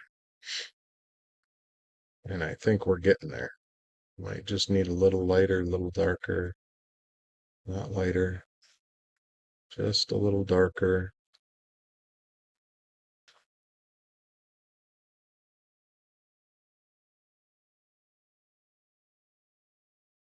Like I said, I may make him bigger. I may screw them a little bit more. I think I kind of like where his color's at right now. I'm not sure how I'm going to blend this all together. But that's part of the fun, man. We're just figuring out um, what to do, what not to do. But I think I'm going to cut this off there for right now. And I might have to play around with him a little bit. I might have to do some other things but when we come back, hopefully I have a better idea of what I'm doing in order to get him into this picture, because he's cool. And this picture needs something else. And I may end up moving him or distorting him, but I'll talk about it in the next video. But there we go, guys. We've got it colorized, and I'm happy with that, at least at this point in time.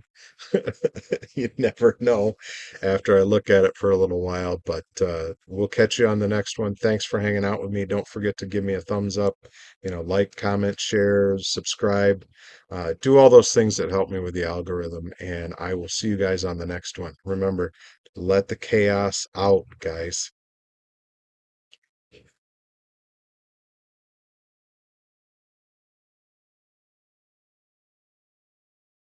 Hey guys, thanks for hanging out with me today. And this is, I don't even know, I think maybe part 5, might be part 6. Uh, Bad news is I played around for quite a while trying to get that cool face that I wanted to go into this picture, and I just couldn't make it work. I could not. My skills, or maybe how I was going about it, are just not there. And that's okay because I like this image.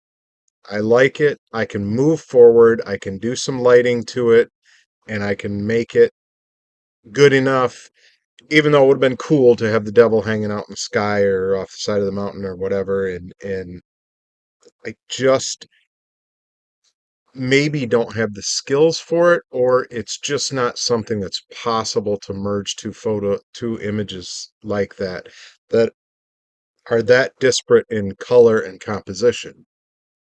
So moving on, we're back in here. You can see I'm now step 4, CMYK. We have the image colored in the split fashion that I enjoy, that I don't necessarily enjoy, because it took me well over an hour to cut this angel at the bottom part of the picture out.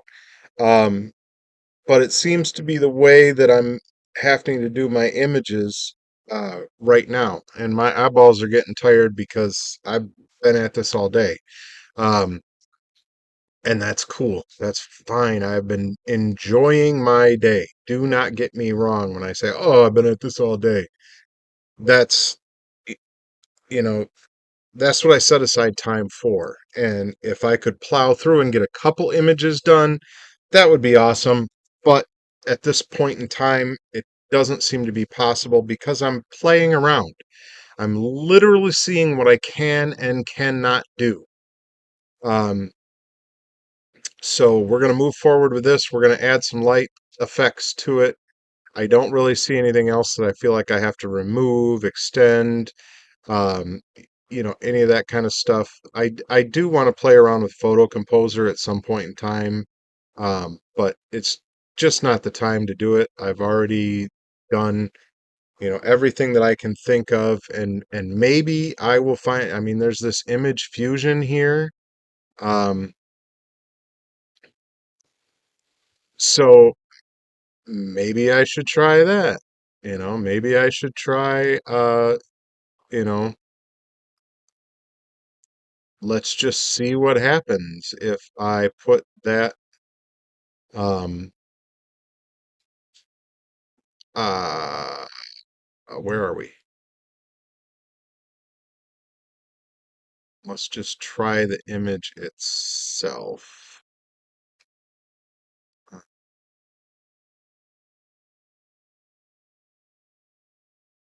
Instead of that one, let's try this image.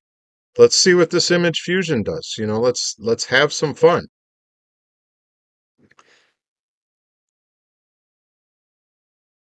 Click generate.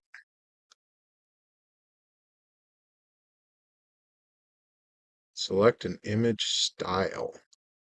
First time I've used this. So we're just going to play around.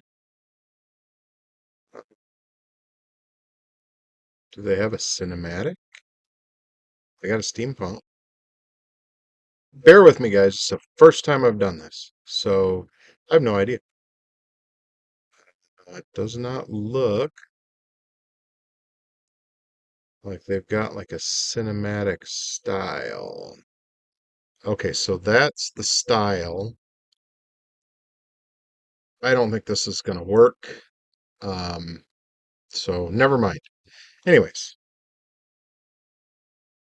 let's go back to what we're doing. But thanks, guys, for indulging me for a moment while I went, duh, what am I doing? Which way did he go, boss? Which way did he go? Okay, so we're going to add a little bit to this. I think I'll start with a sparkle. And as always, if you haven't seen this part before, when you pull up the sparkles, it kind of automatically adds them. And you can go right here on this top thing. It says change style of automatically added. Just blank it out. I don't want that kind of sparkle.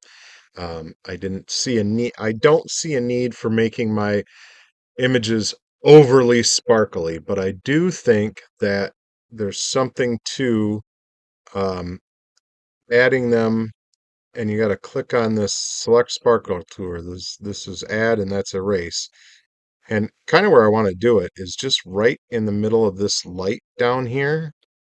And then I know that doesn't look very amazing right now, um, but we're going to play with the hue so that we can get a different color out of it. Come on, color, color, color, color, color, color. All right, well, we're not getting much color out of that one. Sometimes you have to change around to different ones too. Maybe we got to crank the saturation up to see a little bit different color here. Oh, that was a little bit more gold, but not really. Okay, so let's go back to our sparkles and we'll click on that, and maybe we can get something that's a little more. No, that's not going to work. Undo, undo, undo, undo. Keep hitting that back button until it goes away. There we go. Now let's try something different here.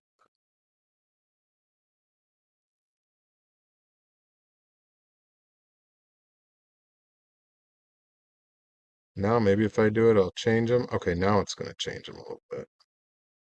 I thought, when we came into this, what I was trying to do on the last one was like, oh, let's just change it up a little bit.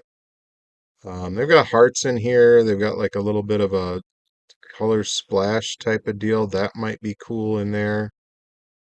They've got some snowflakes. They've got some individual stars.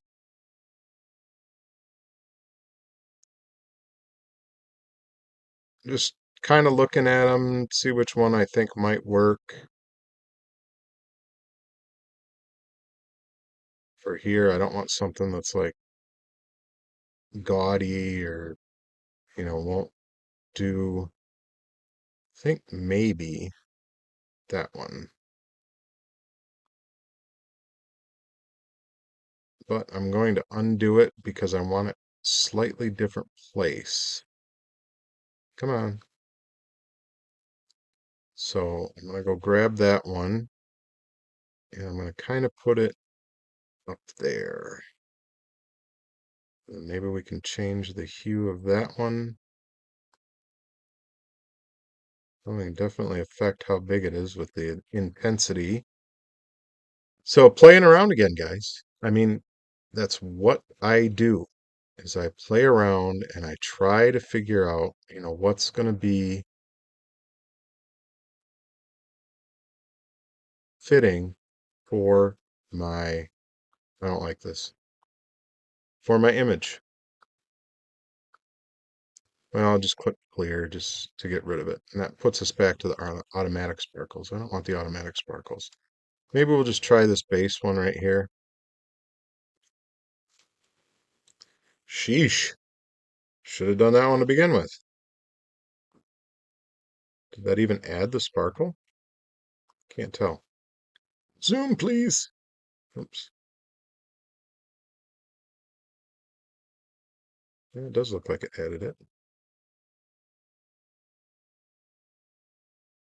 Maybe not. So hard to tell sometimes with these things. There we go.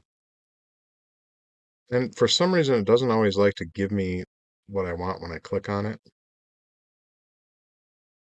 Use random color. How about that? Green, purple, red, orange, yellowy. I definitely don't want green. Kind of in that area somewhere.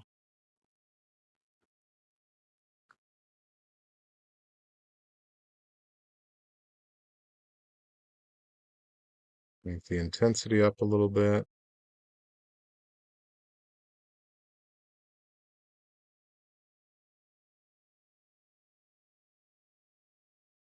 Back green. Get back to the orangey. There we go. Now we're cooking with bacon. Sorry, I've got some weird sayings that I use from time to time. So just wanted that down there.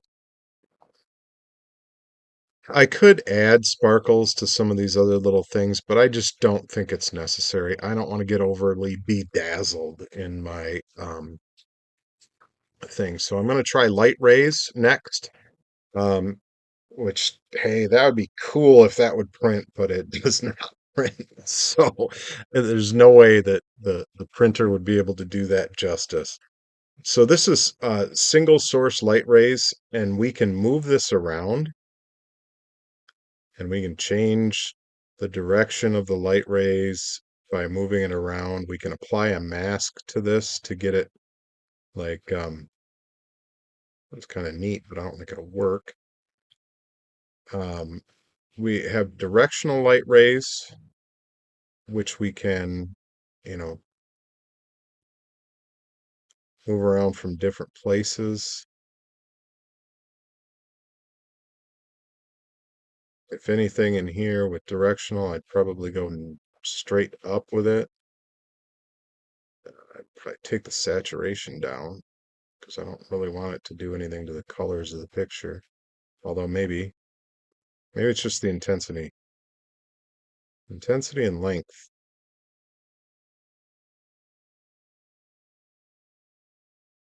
See, when you zero out the length, it goes away. But when you see how it almost like distorts and blurs as it goes higher and higher. But really, you could accomplish something nice with just a 1, and then your threshold is how far out that burst goes.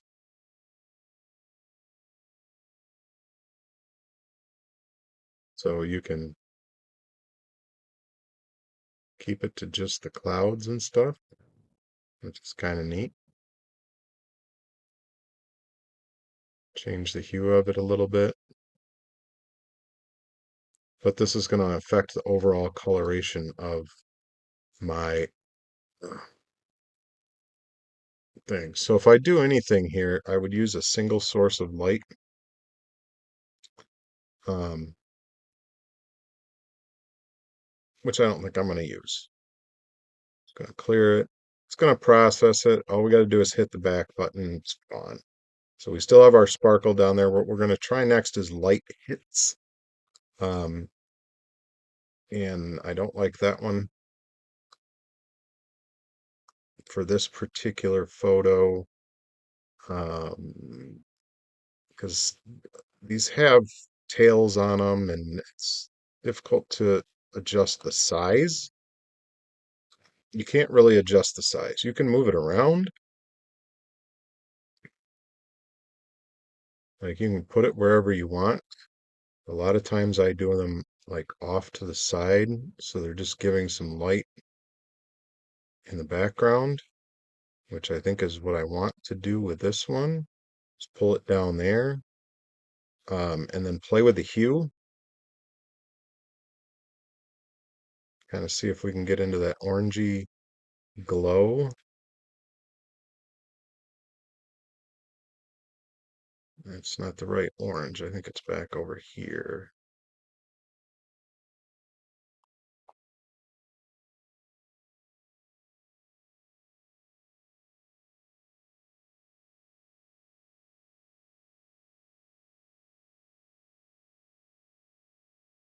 Yeah, I think we're about 150, 152, 151. Hey, let's get to 151. I haven't had that in years. All right, now we can play with the contrast a little bit. Play with the brightness. I don't really want it bright. I mean, you got to start out with it bright so you can get the color and, you can soften it incredibly. You can fade it, which is really kind of all I'm trying to do is get a little bit of color in the form of a light effect down in this corner. And I think I'm just about there with this orange. Fade it out a little bit, maybe make it a little less soft. Add a little bit of brightness to it. What do we get with contrast now? See, I kind of like that. It's just a soft light in there. Now, I want to add another one. So I have to click this, not the back arrow up there, this back arrow here, so that it'll process that light hit. And I think I actually want to add another one right in the other corner. Which one did I do? This one here. So we're going to have to put it down here off screen. I mean, you can get them way off the screen. And what was our hue? 150 maybe?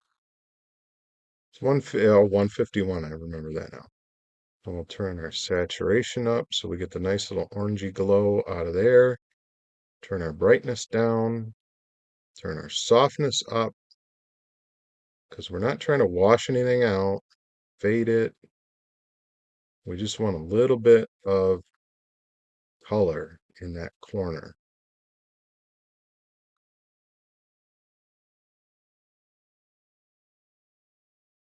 kind of like we've got over here. We just want a little something there,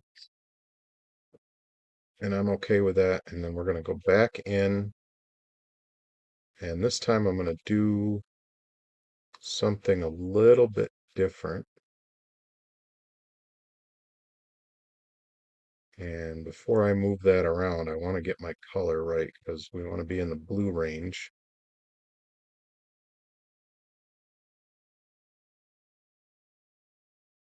Where's the blue?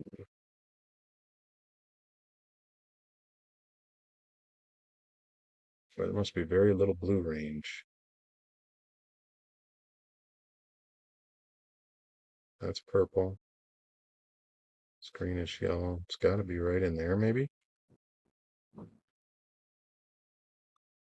Or maybe we'll just clear that one out and we'll try a different one.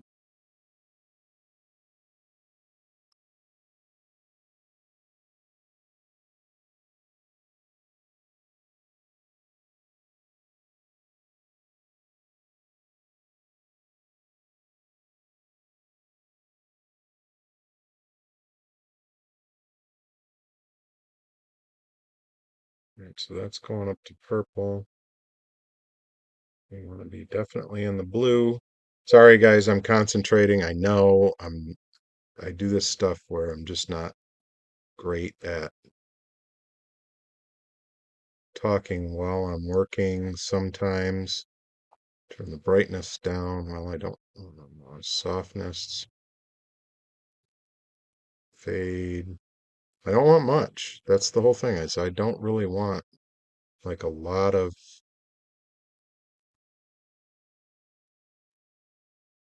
just a little bit of something in here, and we can kind of put it way off in the corner.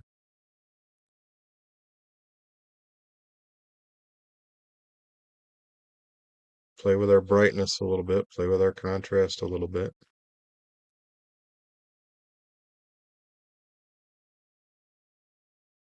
Play with the fade. See, I really kind of want it to be blue, so I don't want to fade it out too much. But that was like, it was like orangey in the center when I brought that stuff down. That's why I had to move it way off the screen. It's like way off the screen. Just a little bit of bluey stuff in here. And I think I kind of like that. So maybe we'll do the other corner. Maybe. That was that one there. Get over here. God, you're bright. He's a really intense little son of a bitch, ain't he? But you can move him way off the page. And then that way you're really not trying to get a bunch of huge, gorgeous light. You're just trying to get a little bit of something.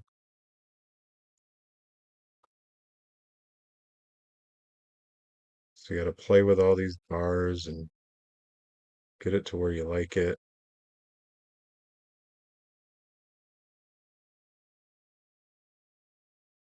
Move it down just a little bit.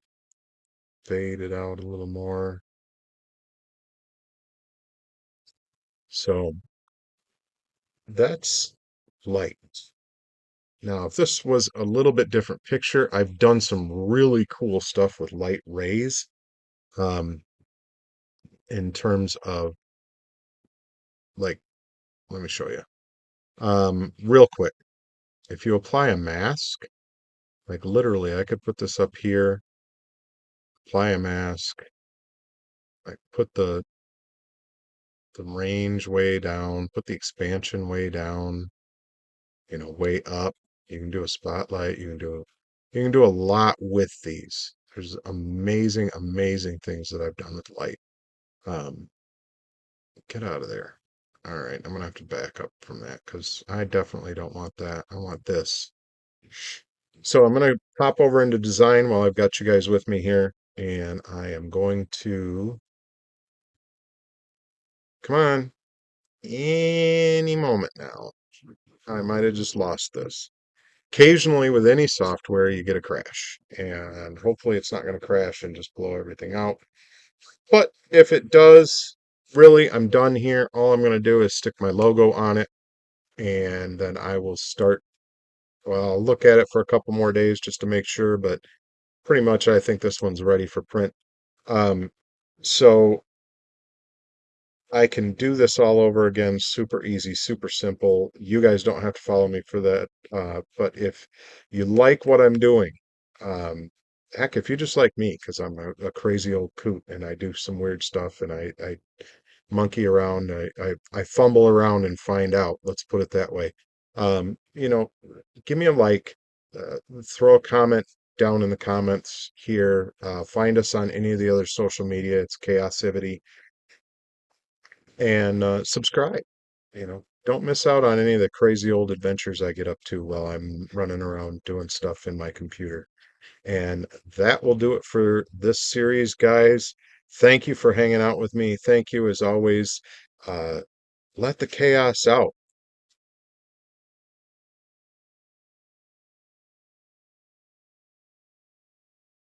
Hey, guys. Thanks for hanging out with me today. I am in step 5, the final step. So, on the last video, right at the end, everything crashed. I had to re-go and do a couple of things. I did add a couple of other things to it. Obviously, I added the logo in.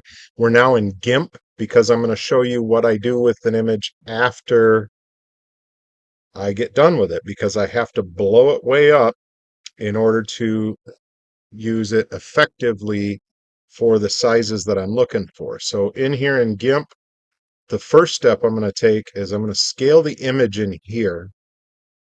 And then I'm going to go back into PhotoDirector365.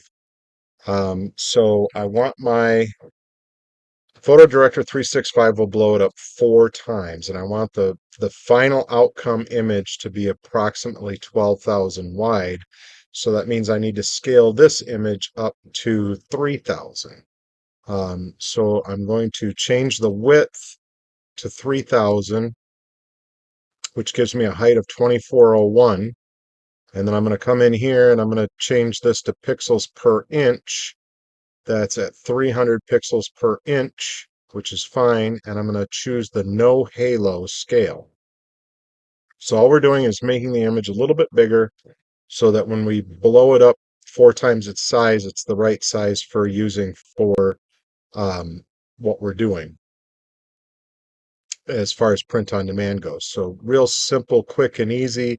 We always go to export in GIMP. We don't want to use save or save as. I did put this back into CMYK again, and now what I will do is I will put it as final small, and I'm going to change this. If you've not seen my videos before with GIMP, GIMP is a little bit weird that you can't select the type of export file. You actually have to enter it after the dot. So I don't want this to be saved as a TIFF file. I want it to be saved as a PNG file. And I'm going to go ahead and click export. I'm okay with the automatic pixel format. I'm okay with the compression level being high, because this image is going to get very big. It's not big now, but it will be once we run it through PhotoDirector.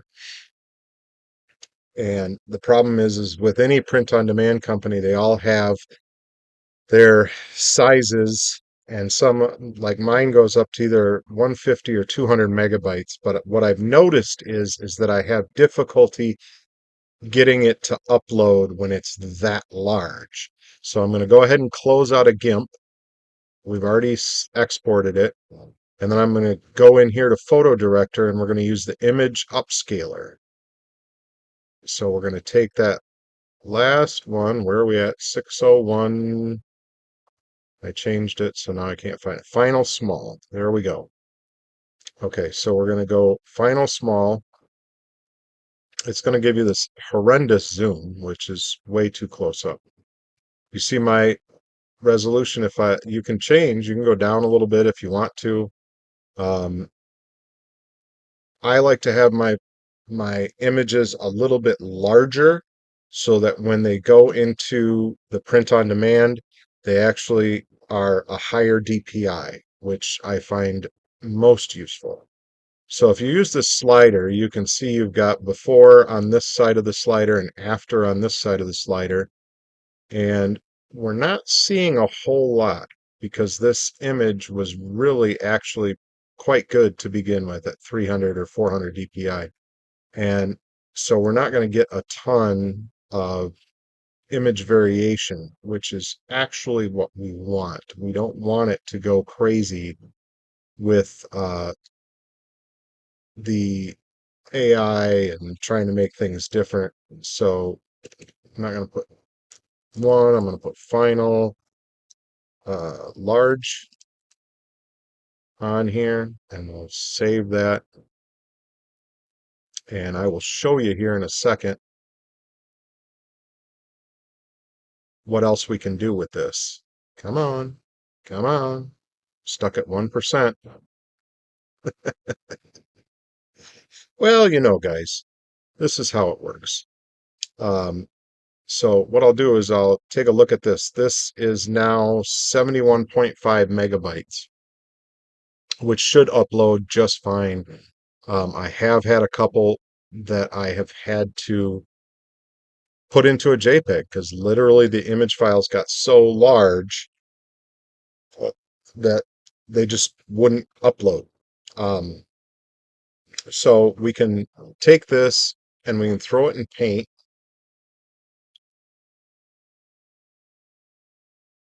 And we can check, see what our image properties are. Now, it left me at 240 DPI.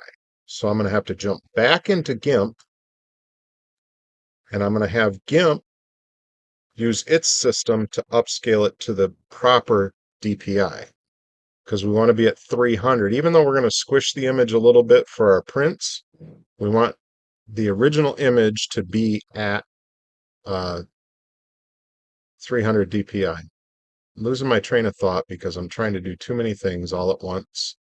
Thank you guys for being patient with me because, I'm not the greatest at this. Final large, that's what we want right there. And it's going to tell me the relative color metric is not right, even though it's an sRGB, blah, blah, blah, blah, blah. We'll convert it. And now we're going to go back into scale image. And you can see we've got our 12,000 width. We're 9604 high. But what we're worried about is our pixels per inch. We're at 239,979. So all we need to do is go 300, not 303, 300. And then we're going to go for the no halo again. And it's just going to add those extra pixels that we need. And then we can resave this or re-export. Don't ever save in GIMP. It's always export. Final large. I'm just going to put 300 on here so I know that it's at 300 DPI. We're going to export it. And I'm going to go ahead and leave the compression level up. And this should just take a moment to run its course and do its thing. And then we'll check and see how big the file got by adding those pixels. And sometimes that can add a lot to the file. That's why I went ahead and did it as a compressed image.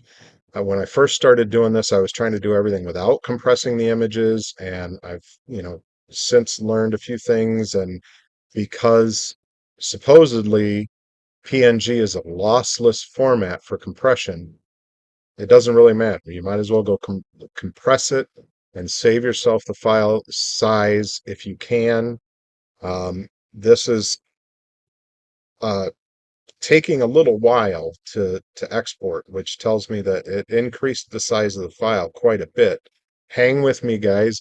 If you want to help me out, a like is the easiest way to do it. A comment will help with the algorithm. A subscribe, obviously, if you enjoy this kind of stuff and enjoy fumbling around with the old coot and watching what I do in order to get my images from raw AI to print on demand ready, then come hang out with me. Subscribe to my channel. I put stuff out literally almost every day, because what I do is I do these image walkthroughs in sections basically all day long on a day.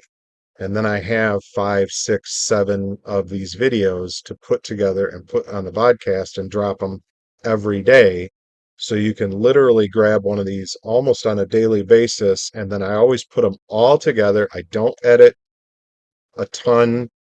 I put them all together so that they'll run in one long video. If you want to, while you're cleaning your house or whatever, you want my droning monotone old coot voice in the background, you can do that and listen to, and something catches your attention, you go, oh, I better go watch what he's doing right there. That's fine too. Obviously on any of our socials, if you can hit our socials and Instagram, TikTok, Facebook, Pinterest, and we are going to be on Etsy very soon. I have to make sure all the I's are dotted and the T's are crossed and all the descriptions and tags and all that kind of stuff. But I already have all of my puzzles, uh, premium prints, and posters drafted up in there. I'm just making sure that all the inner workings are great before I put them live on there. This one will join them. I have figured out that um, I'm going to do limited runs on all of my artwork, and I will make a big deal out of this from this point forward. I will have 6 to 8 images up for sale, and then those will be up for sale until I have an additional 6 to 8 ready to go. And then I will pull the original 6 to 8 down, and the new ones will be up. And I don't know at this point in time if I'm going to put those images back into circulation.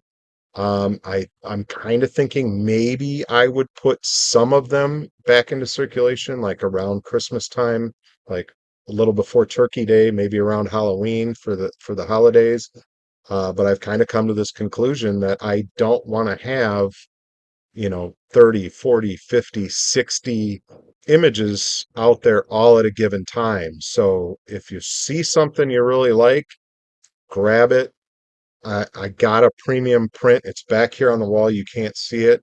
It is 100% cotton, Moab, bright something rag. It is cotton paper, the kind of stuff that you use for museum quality stuff, and they are fantastic. They are heavy. They're meant to be framed. I don't currently have it in a frame. I have 2 more coming. Uh, the posters are awesome, a little more cost effective. But if you want something you're going to frame, man, these premium prints are the way to go because they are so much thicker, so much heavier, and it's printed on an acid-free cotton paper. It's going to last a long time. So, oh, this is done. I've rattled on long enough. I can close out of this and we'll just take a quick look at the file size. 71.5 was where we were at there. And when we bump it up to 300, oh, with the compression, we actually came down a little bit. So this will be the image that I'll be uploading to my print on demand supplier. Um, at some point in time, I'll probably start doing videos about that kind of stuff, but that will probably be a members only thing. I've been considering that as well for people who, like me, are creating AI images and want to edit them and make them better and get them closer to our own personal vision and then sell them on print on demand. I can kind of go through the stuff that I've done in the past. But if you see something either on Etsy or on the website that you like, I'm telling you, grab it because I'm not going to have 50, 60, 70 images come the end of the year sitting on my website and sitting on Etsy. I'm going to rotate them either 6 or 8 at a time, and I already have 4 or 5 up. And then, like I said, they'll be up as long as I it takes me to do the other 6 to 8 images, and then they will be swapped out. I'm not gonna hold on to thousands and thousands and thousands of things going on. It's too much to keep track of. And you know what? If you like it, buy it. Don't go, oh, well, that'll be there in a year, because it won't be there in a year. But that's it for this one. Thanks for hanging out with me again. This is the end of Fallen Angel. It will be going up on the website. It will be going up on Etsy. It will be available for print on demand, as well as downloadable as a digital wallpaper. I do not do the digital wallpapers at 12,000. And they are JPEG images because they are meant to be just for your laptop, your computer, whatever. If somebody really wanted a copy of the full size because they wanted to do a print on their own with a printer that they have a relationship with, I would be open to that, but that would have to be something different than the website or whatever. You can always reach out to me on the website. You can contact me through there. And that's it for this one, guys. That's it for Fallen Angel. We'll be back with the next image in a few days. So until then, let the chaos out. Become creative. Have fun with this stuff, guys.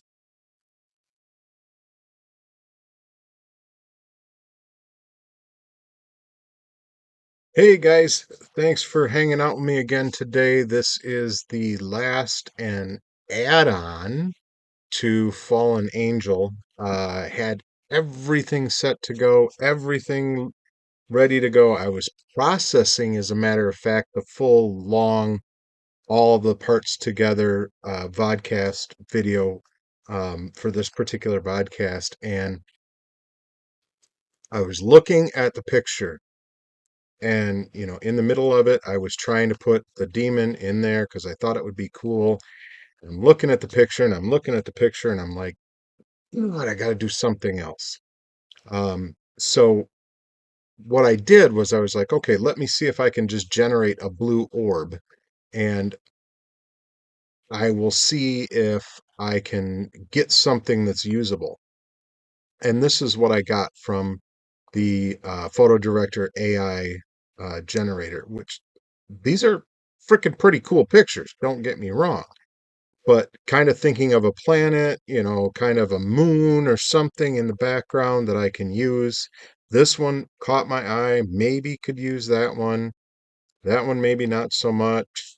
I mean, I probably could when I took this out, but it's just not quite the fitting for the picture itself. Um, and there's a couple other cool ones. This one I thought maybe I could pull the lady out of there, but these swirlies and stuff are just, it's not what I envisioned for that particular piece of art. All these are super cool, and there's a potential that I can use these blue orbs, so they're all saved. There's a potential that I can use them all in the future. But the one I decided to go with was this, and what I did was I cut this out, cut the hand out, cut all the other stuff out, and what I'm left with, whoops, I guess we'll get out of that and jump back in, um, because I had it in here for you guys so that we didn't have to do this again. What I came back with is this. After I used the AI eraser. So what I'm going to do, which I haven't done before, is the background remove and replace, and it's not going to do fantastic, but we can fine tune it. So let's do that. And obviously, it left all this light stuff here. It left some other stuff in there. And what I'm going to do, first and foremost, is fine tune the mask right here. And you can add back in like this, or you can take away. So I'm going to use the minus, and I'm going to quickly, if I zoom this up a little bit, I'm going to quickly clean this up just a little bit. Doesn't have to be perfect because it is going to be part of a layer, and I'm actually going to do something else to this picture here in a few minutes. So I'm going to take out some of this stuff here, and I'm kind of making a mess of it, but it's okay because I know where I'm going with this. And that's why I had to jump on this other video. I'm like, ooh, I got to show everybody, like, this is how I did this. Um, so I'm trying to be quick here, trying to talk as well at the same time. And you guys know from experience, old coot is at talking and, walking and chewing gum at the same time. So you'll have to forgive me here a minute. I'm trying to get out some of this like super bright gold coloration here. Not all of it has to go. Some of it can stay in. I got to move my box out of the way there. Um, but the bottom line is I can use this, and I am going to do another step to it to hopefully make it even cooler. But I thought this would be a great opportunity to show you guys some more tools that I haven't really used in some of the other images that I've done. That's really rough, isn't it? I don't want it quite that rough, but my old coot hands don't work as smoothly as they probably should anymore. When you get to be my age, shit starts going to hell on you faster than you want it to. Um, there's a little bit of blue on the backside I'm going to clean up real quick. Get rid of that stuff, make this a little smoother. See that twitch? There was my old man twitch right there. Luckily, it went away from the picture instead of making me go, oh shit, I got to do that part again. Okay, so yeah, I'm going further and further in here, and I kind of want to cut that off. I don't want to do too much more there. There's just a little bit of a blue halo back here, probably not a big deal, but we'll just trim it down a little bit so it's not quite so noticeable. See much of anything else that get out of the way, that I'm concerned about around here. A little bit right here, maybe we can clean up just a little bit, make it a little smoother. So cool.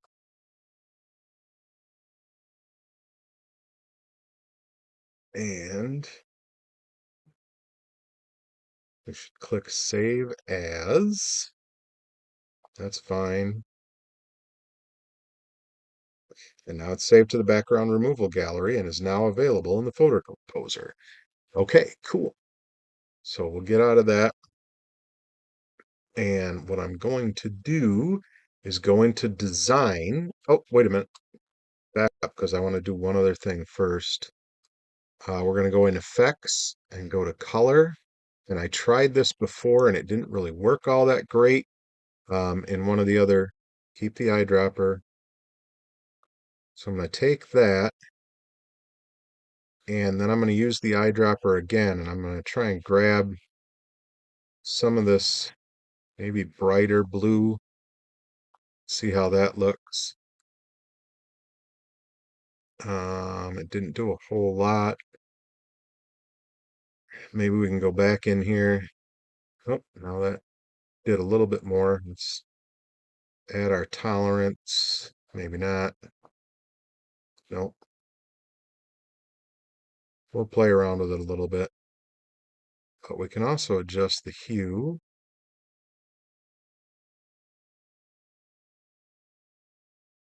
And the saturation.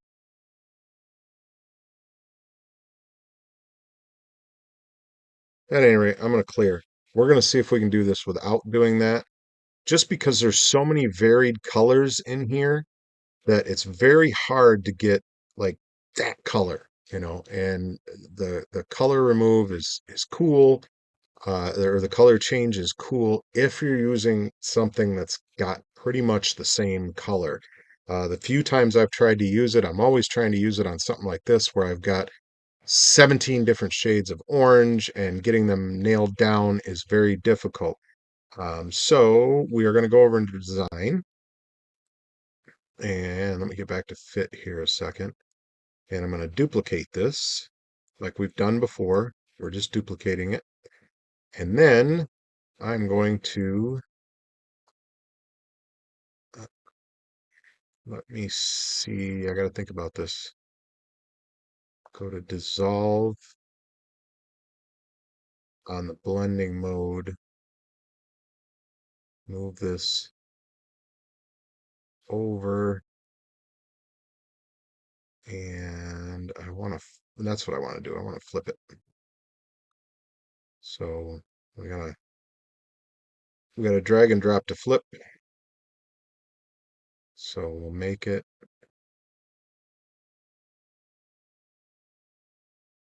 like this. Basically what I want to do is have a larger cross section of moon. And then if I take my, whoops, not dissolve, normal. Let's try that. Now if we do it transparency wise, what if we put that one on top? Nope, still not getting what I want out of it. So I am going to think about this for a minute. Bear with me here, guys. Let me get rid of the copy. Okay, so what can I do here? Let me think fast because I'm on the clock here with you guys. Picture painting, night lens effect, overlays. Can't really do anything with that. I can erase more of this. What was I thinking I was going to do? Oh, that's what I was going to do. Okay, now I know where we can go with this. I want to get a little bit more of this out of here. So that's more of just a halo in there.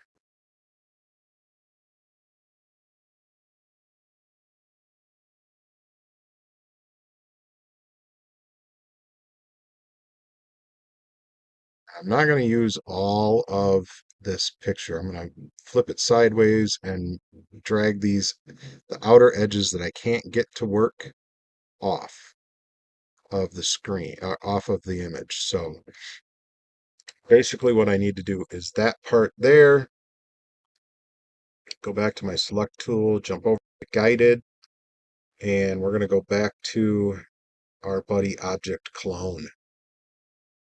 And we are going to essentially, we're going to see if we can make this work with my old man hands. I don't want to get too much of the bright stuff. I think we'll be all right if we overlap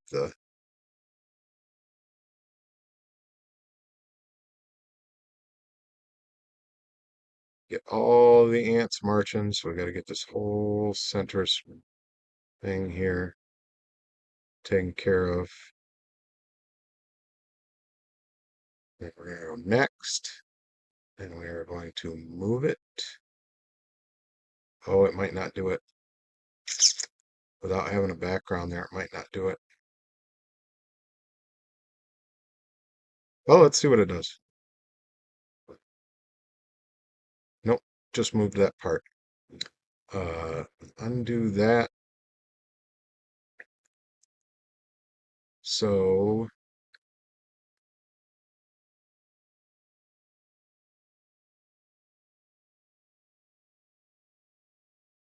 oh boy, oh boy, oh boy, oh boy, oh boy. I had this almost all figured out for you guys. Let's add a solid color layer. I want to use the dropper. I want to make it that. Go for it. Flip that around. And maybe like that. We can go back out and we can use our buddy object clone now because there's a background in there.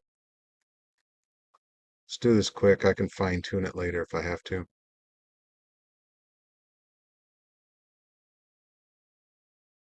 Because I know you guys' time is valuable, just like my time is valuable. Everybody's time is valuable.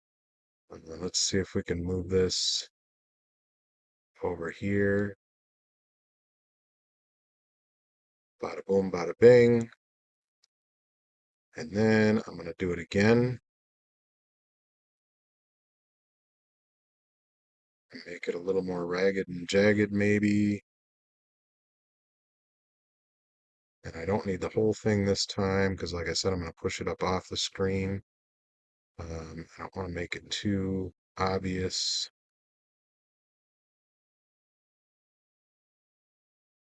Of course, it will be obvious, Captain Obvious, but we can do this maybe.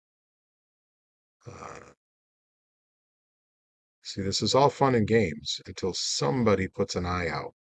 And nobody's going to put an eye out. We're just going to turn you a little bit. And we're going to move you down. Turn you a little bit more. So that we're kind of over here. Kind of overlapping that. Just kind of making it a little nicer, maybe. And it made it cool. I've got two dots here that are the exact same, so I'm going to do kind of the same deal. But I'm going to kind of swipe like this. Go next. Pull it down. Flip it around. Give me the flipper. There we go. Flip it around. Kind of like that.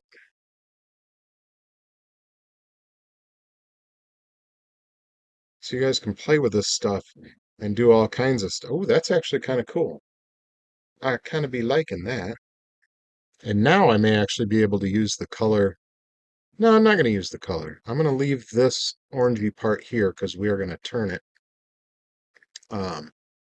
So we used object clone, moving quickly here. We got to go to design. Bada boom, bada bing. Oh, we didn't really need to go into design, did we? Um,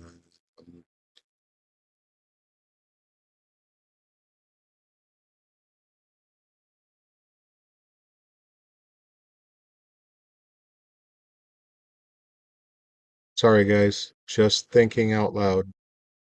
Okay, give me that one. No, turn on. I want to see you.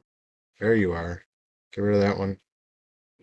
Don't need that one on there anymore. We got just this layer. Let's try the background removal real quick because remember we did put that in fine tune because I don't really want this to be bulbous over here. So we'll quick take some little spots out of here. And I know this is all cool and everything, and like I said, I'm going to end up putting this off the screen, so I'm not going to worry about it too much. Cool. There we go. Okay. I don't need you anymore. So I got rid of that other layer. So all I have is this. Now I can go to work. Photo layer. From folder. Where are we at? What was that? 601. Come on, where are you? Final small. There we go. Make this layer the bottom. Duplicate it because we may have to do like the transparency thing. Nope, not delete, not delete. Duplicate. Duplicate. Come on, old man, get with the program. So I'm going to make layer one, which is my moon layer, the active layer. I'm going to shrink her down, flip her around, and we can actually flip it even more if I want to, which I do want to. This is almost exactly, oops, what'd you do that for? Hey, what'd you do that for? Okay, this is like exactly what I needed in this. I want you, come on, give me the flipper. Jeez.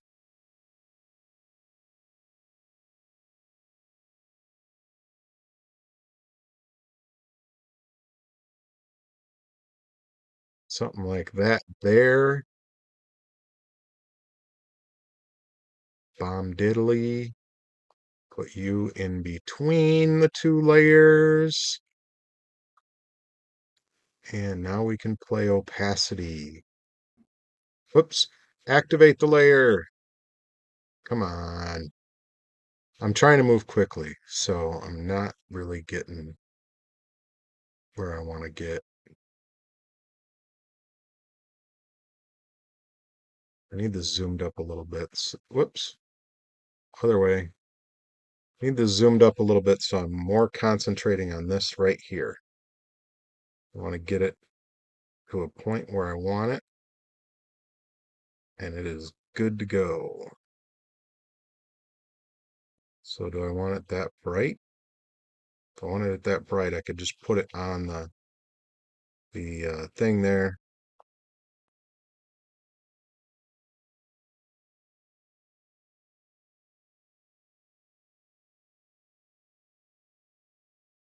I think we need to be right about there.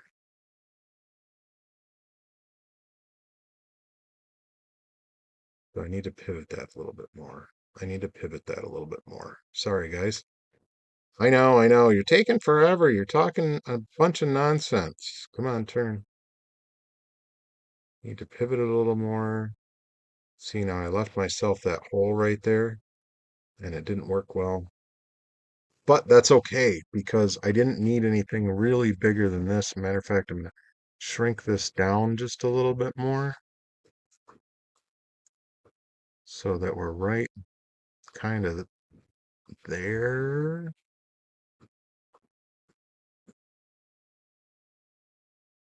Oh, it's fun.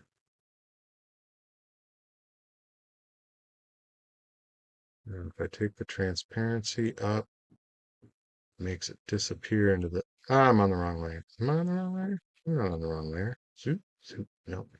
See, I could actually, when it's kind of bright, it's kind of cool. I put that on top just to see what it looks like. I think we need a little bit, just a little bit.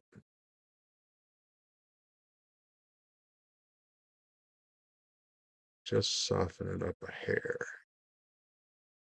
That's good, right there. And I already got my.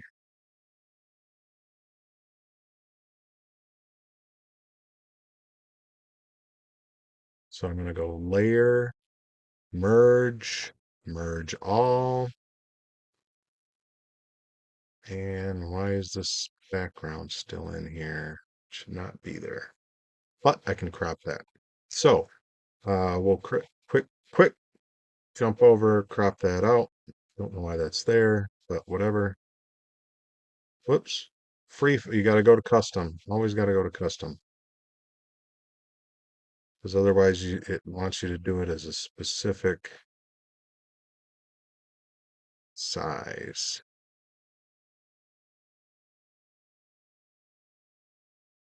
And there we go. Beauty. Not sure why it's that small. I'm not sure why my logo's that bad. But I can fix that. No freaking big deal. That's it, guys. I will catch you on the next one. Remember, let the chaos out, because this is the chaos. Something was in my brain. There had to be something more in this picture, and that right there I like. So we'll see you guys on the next one.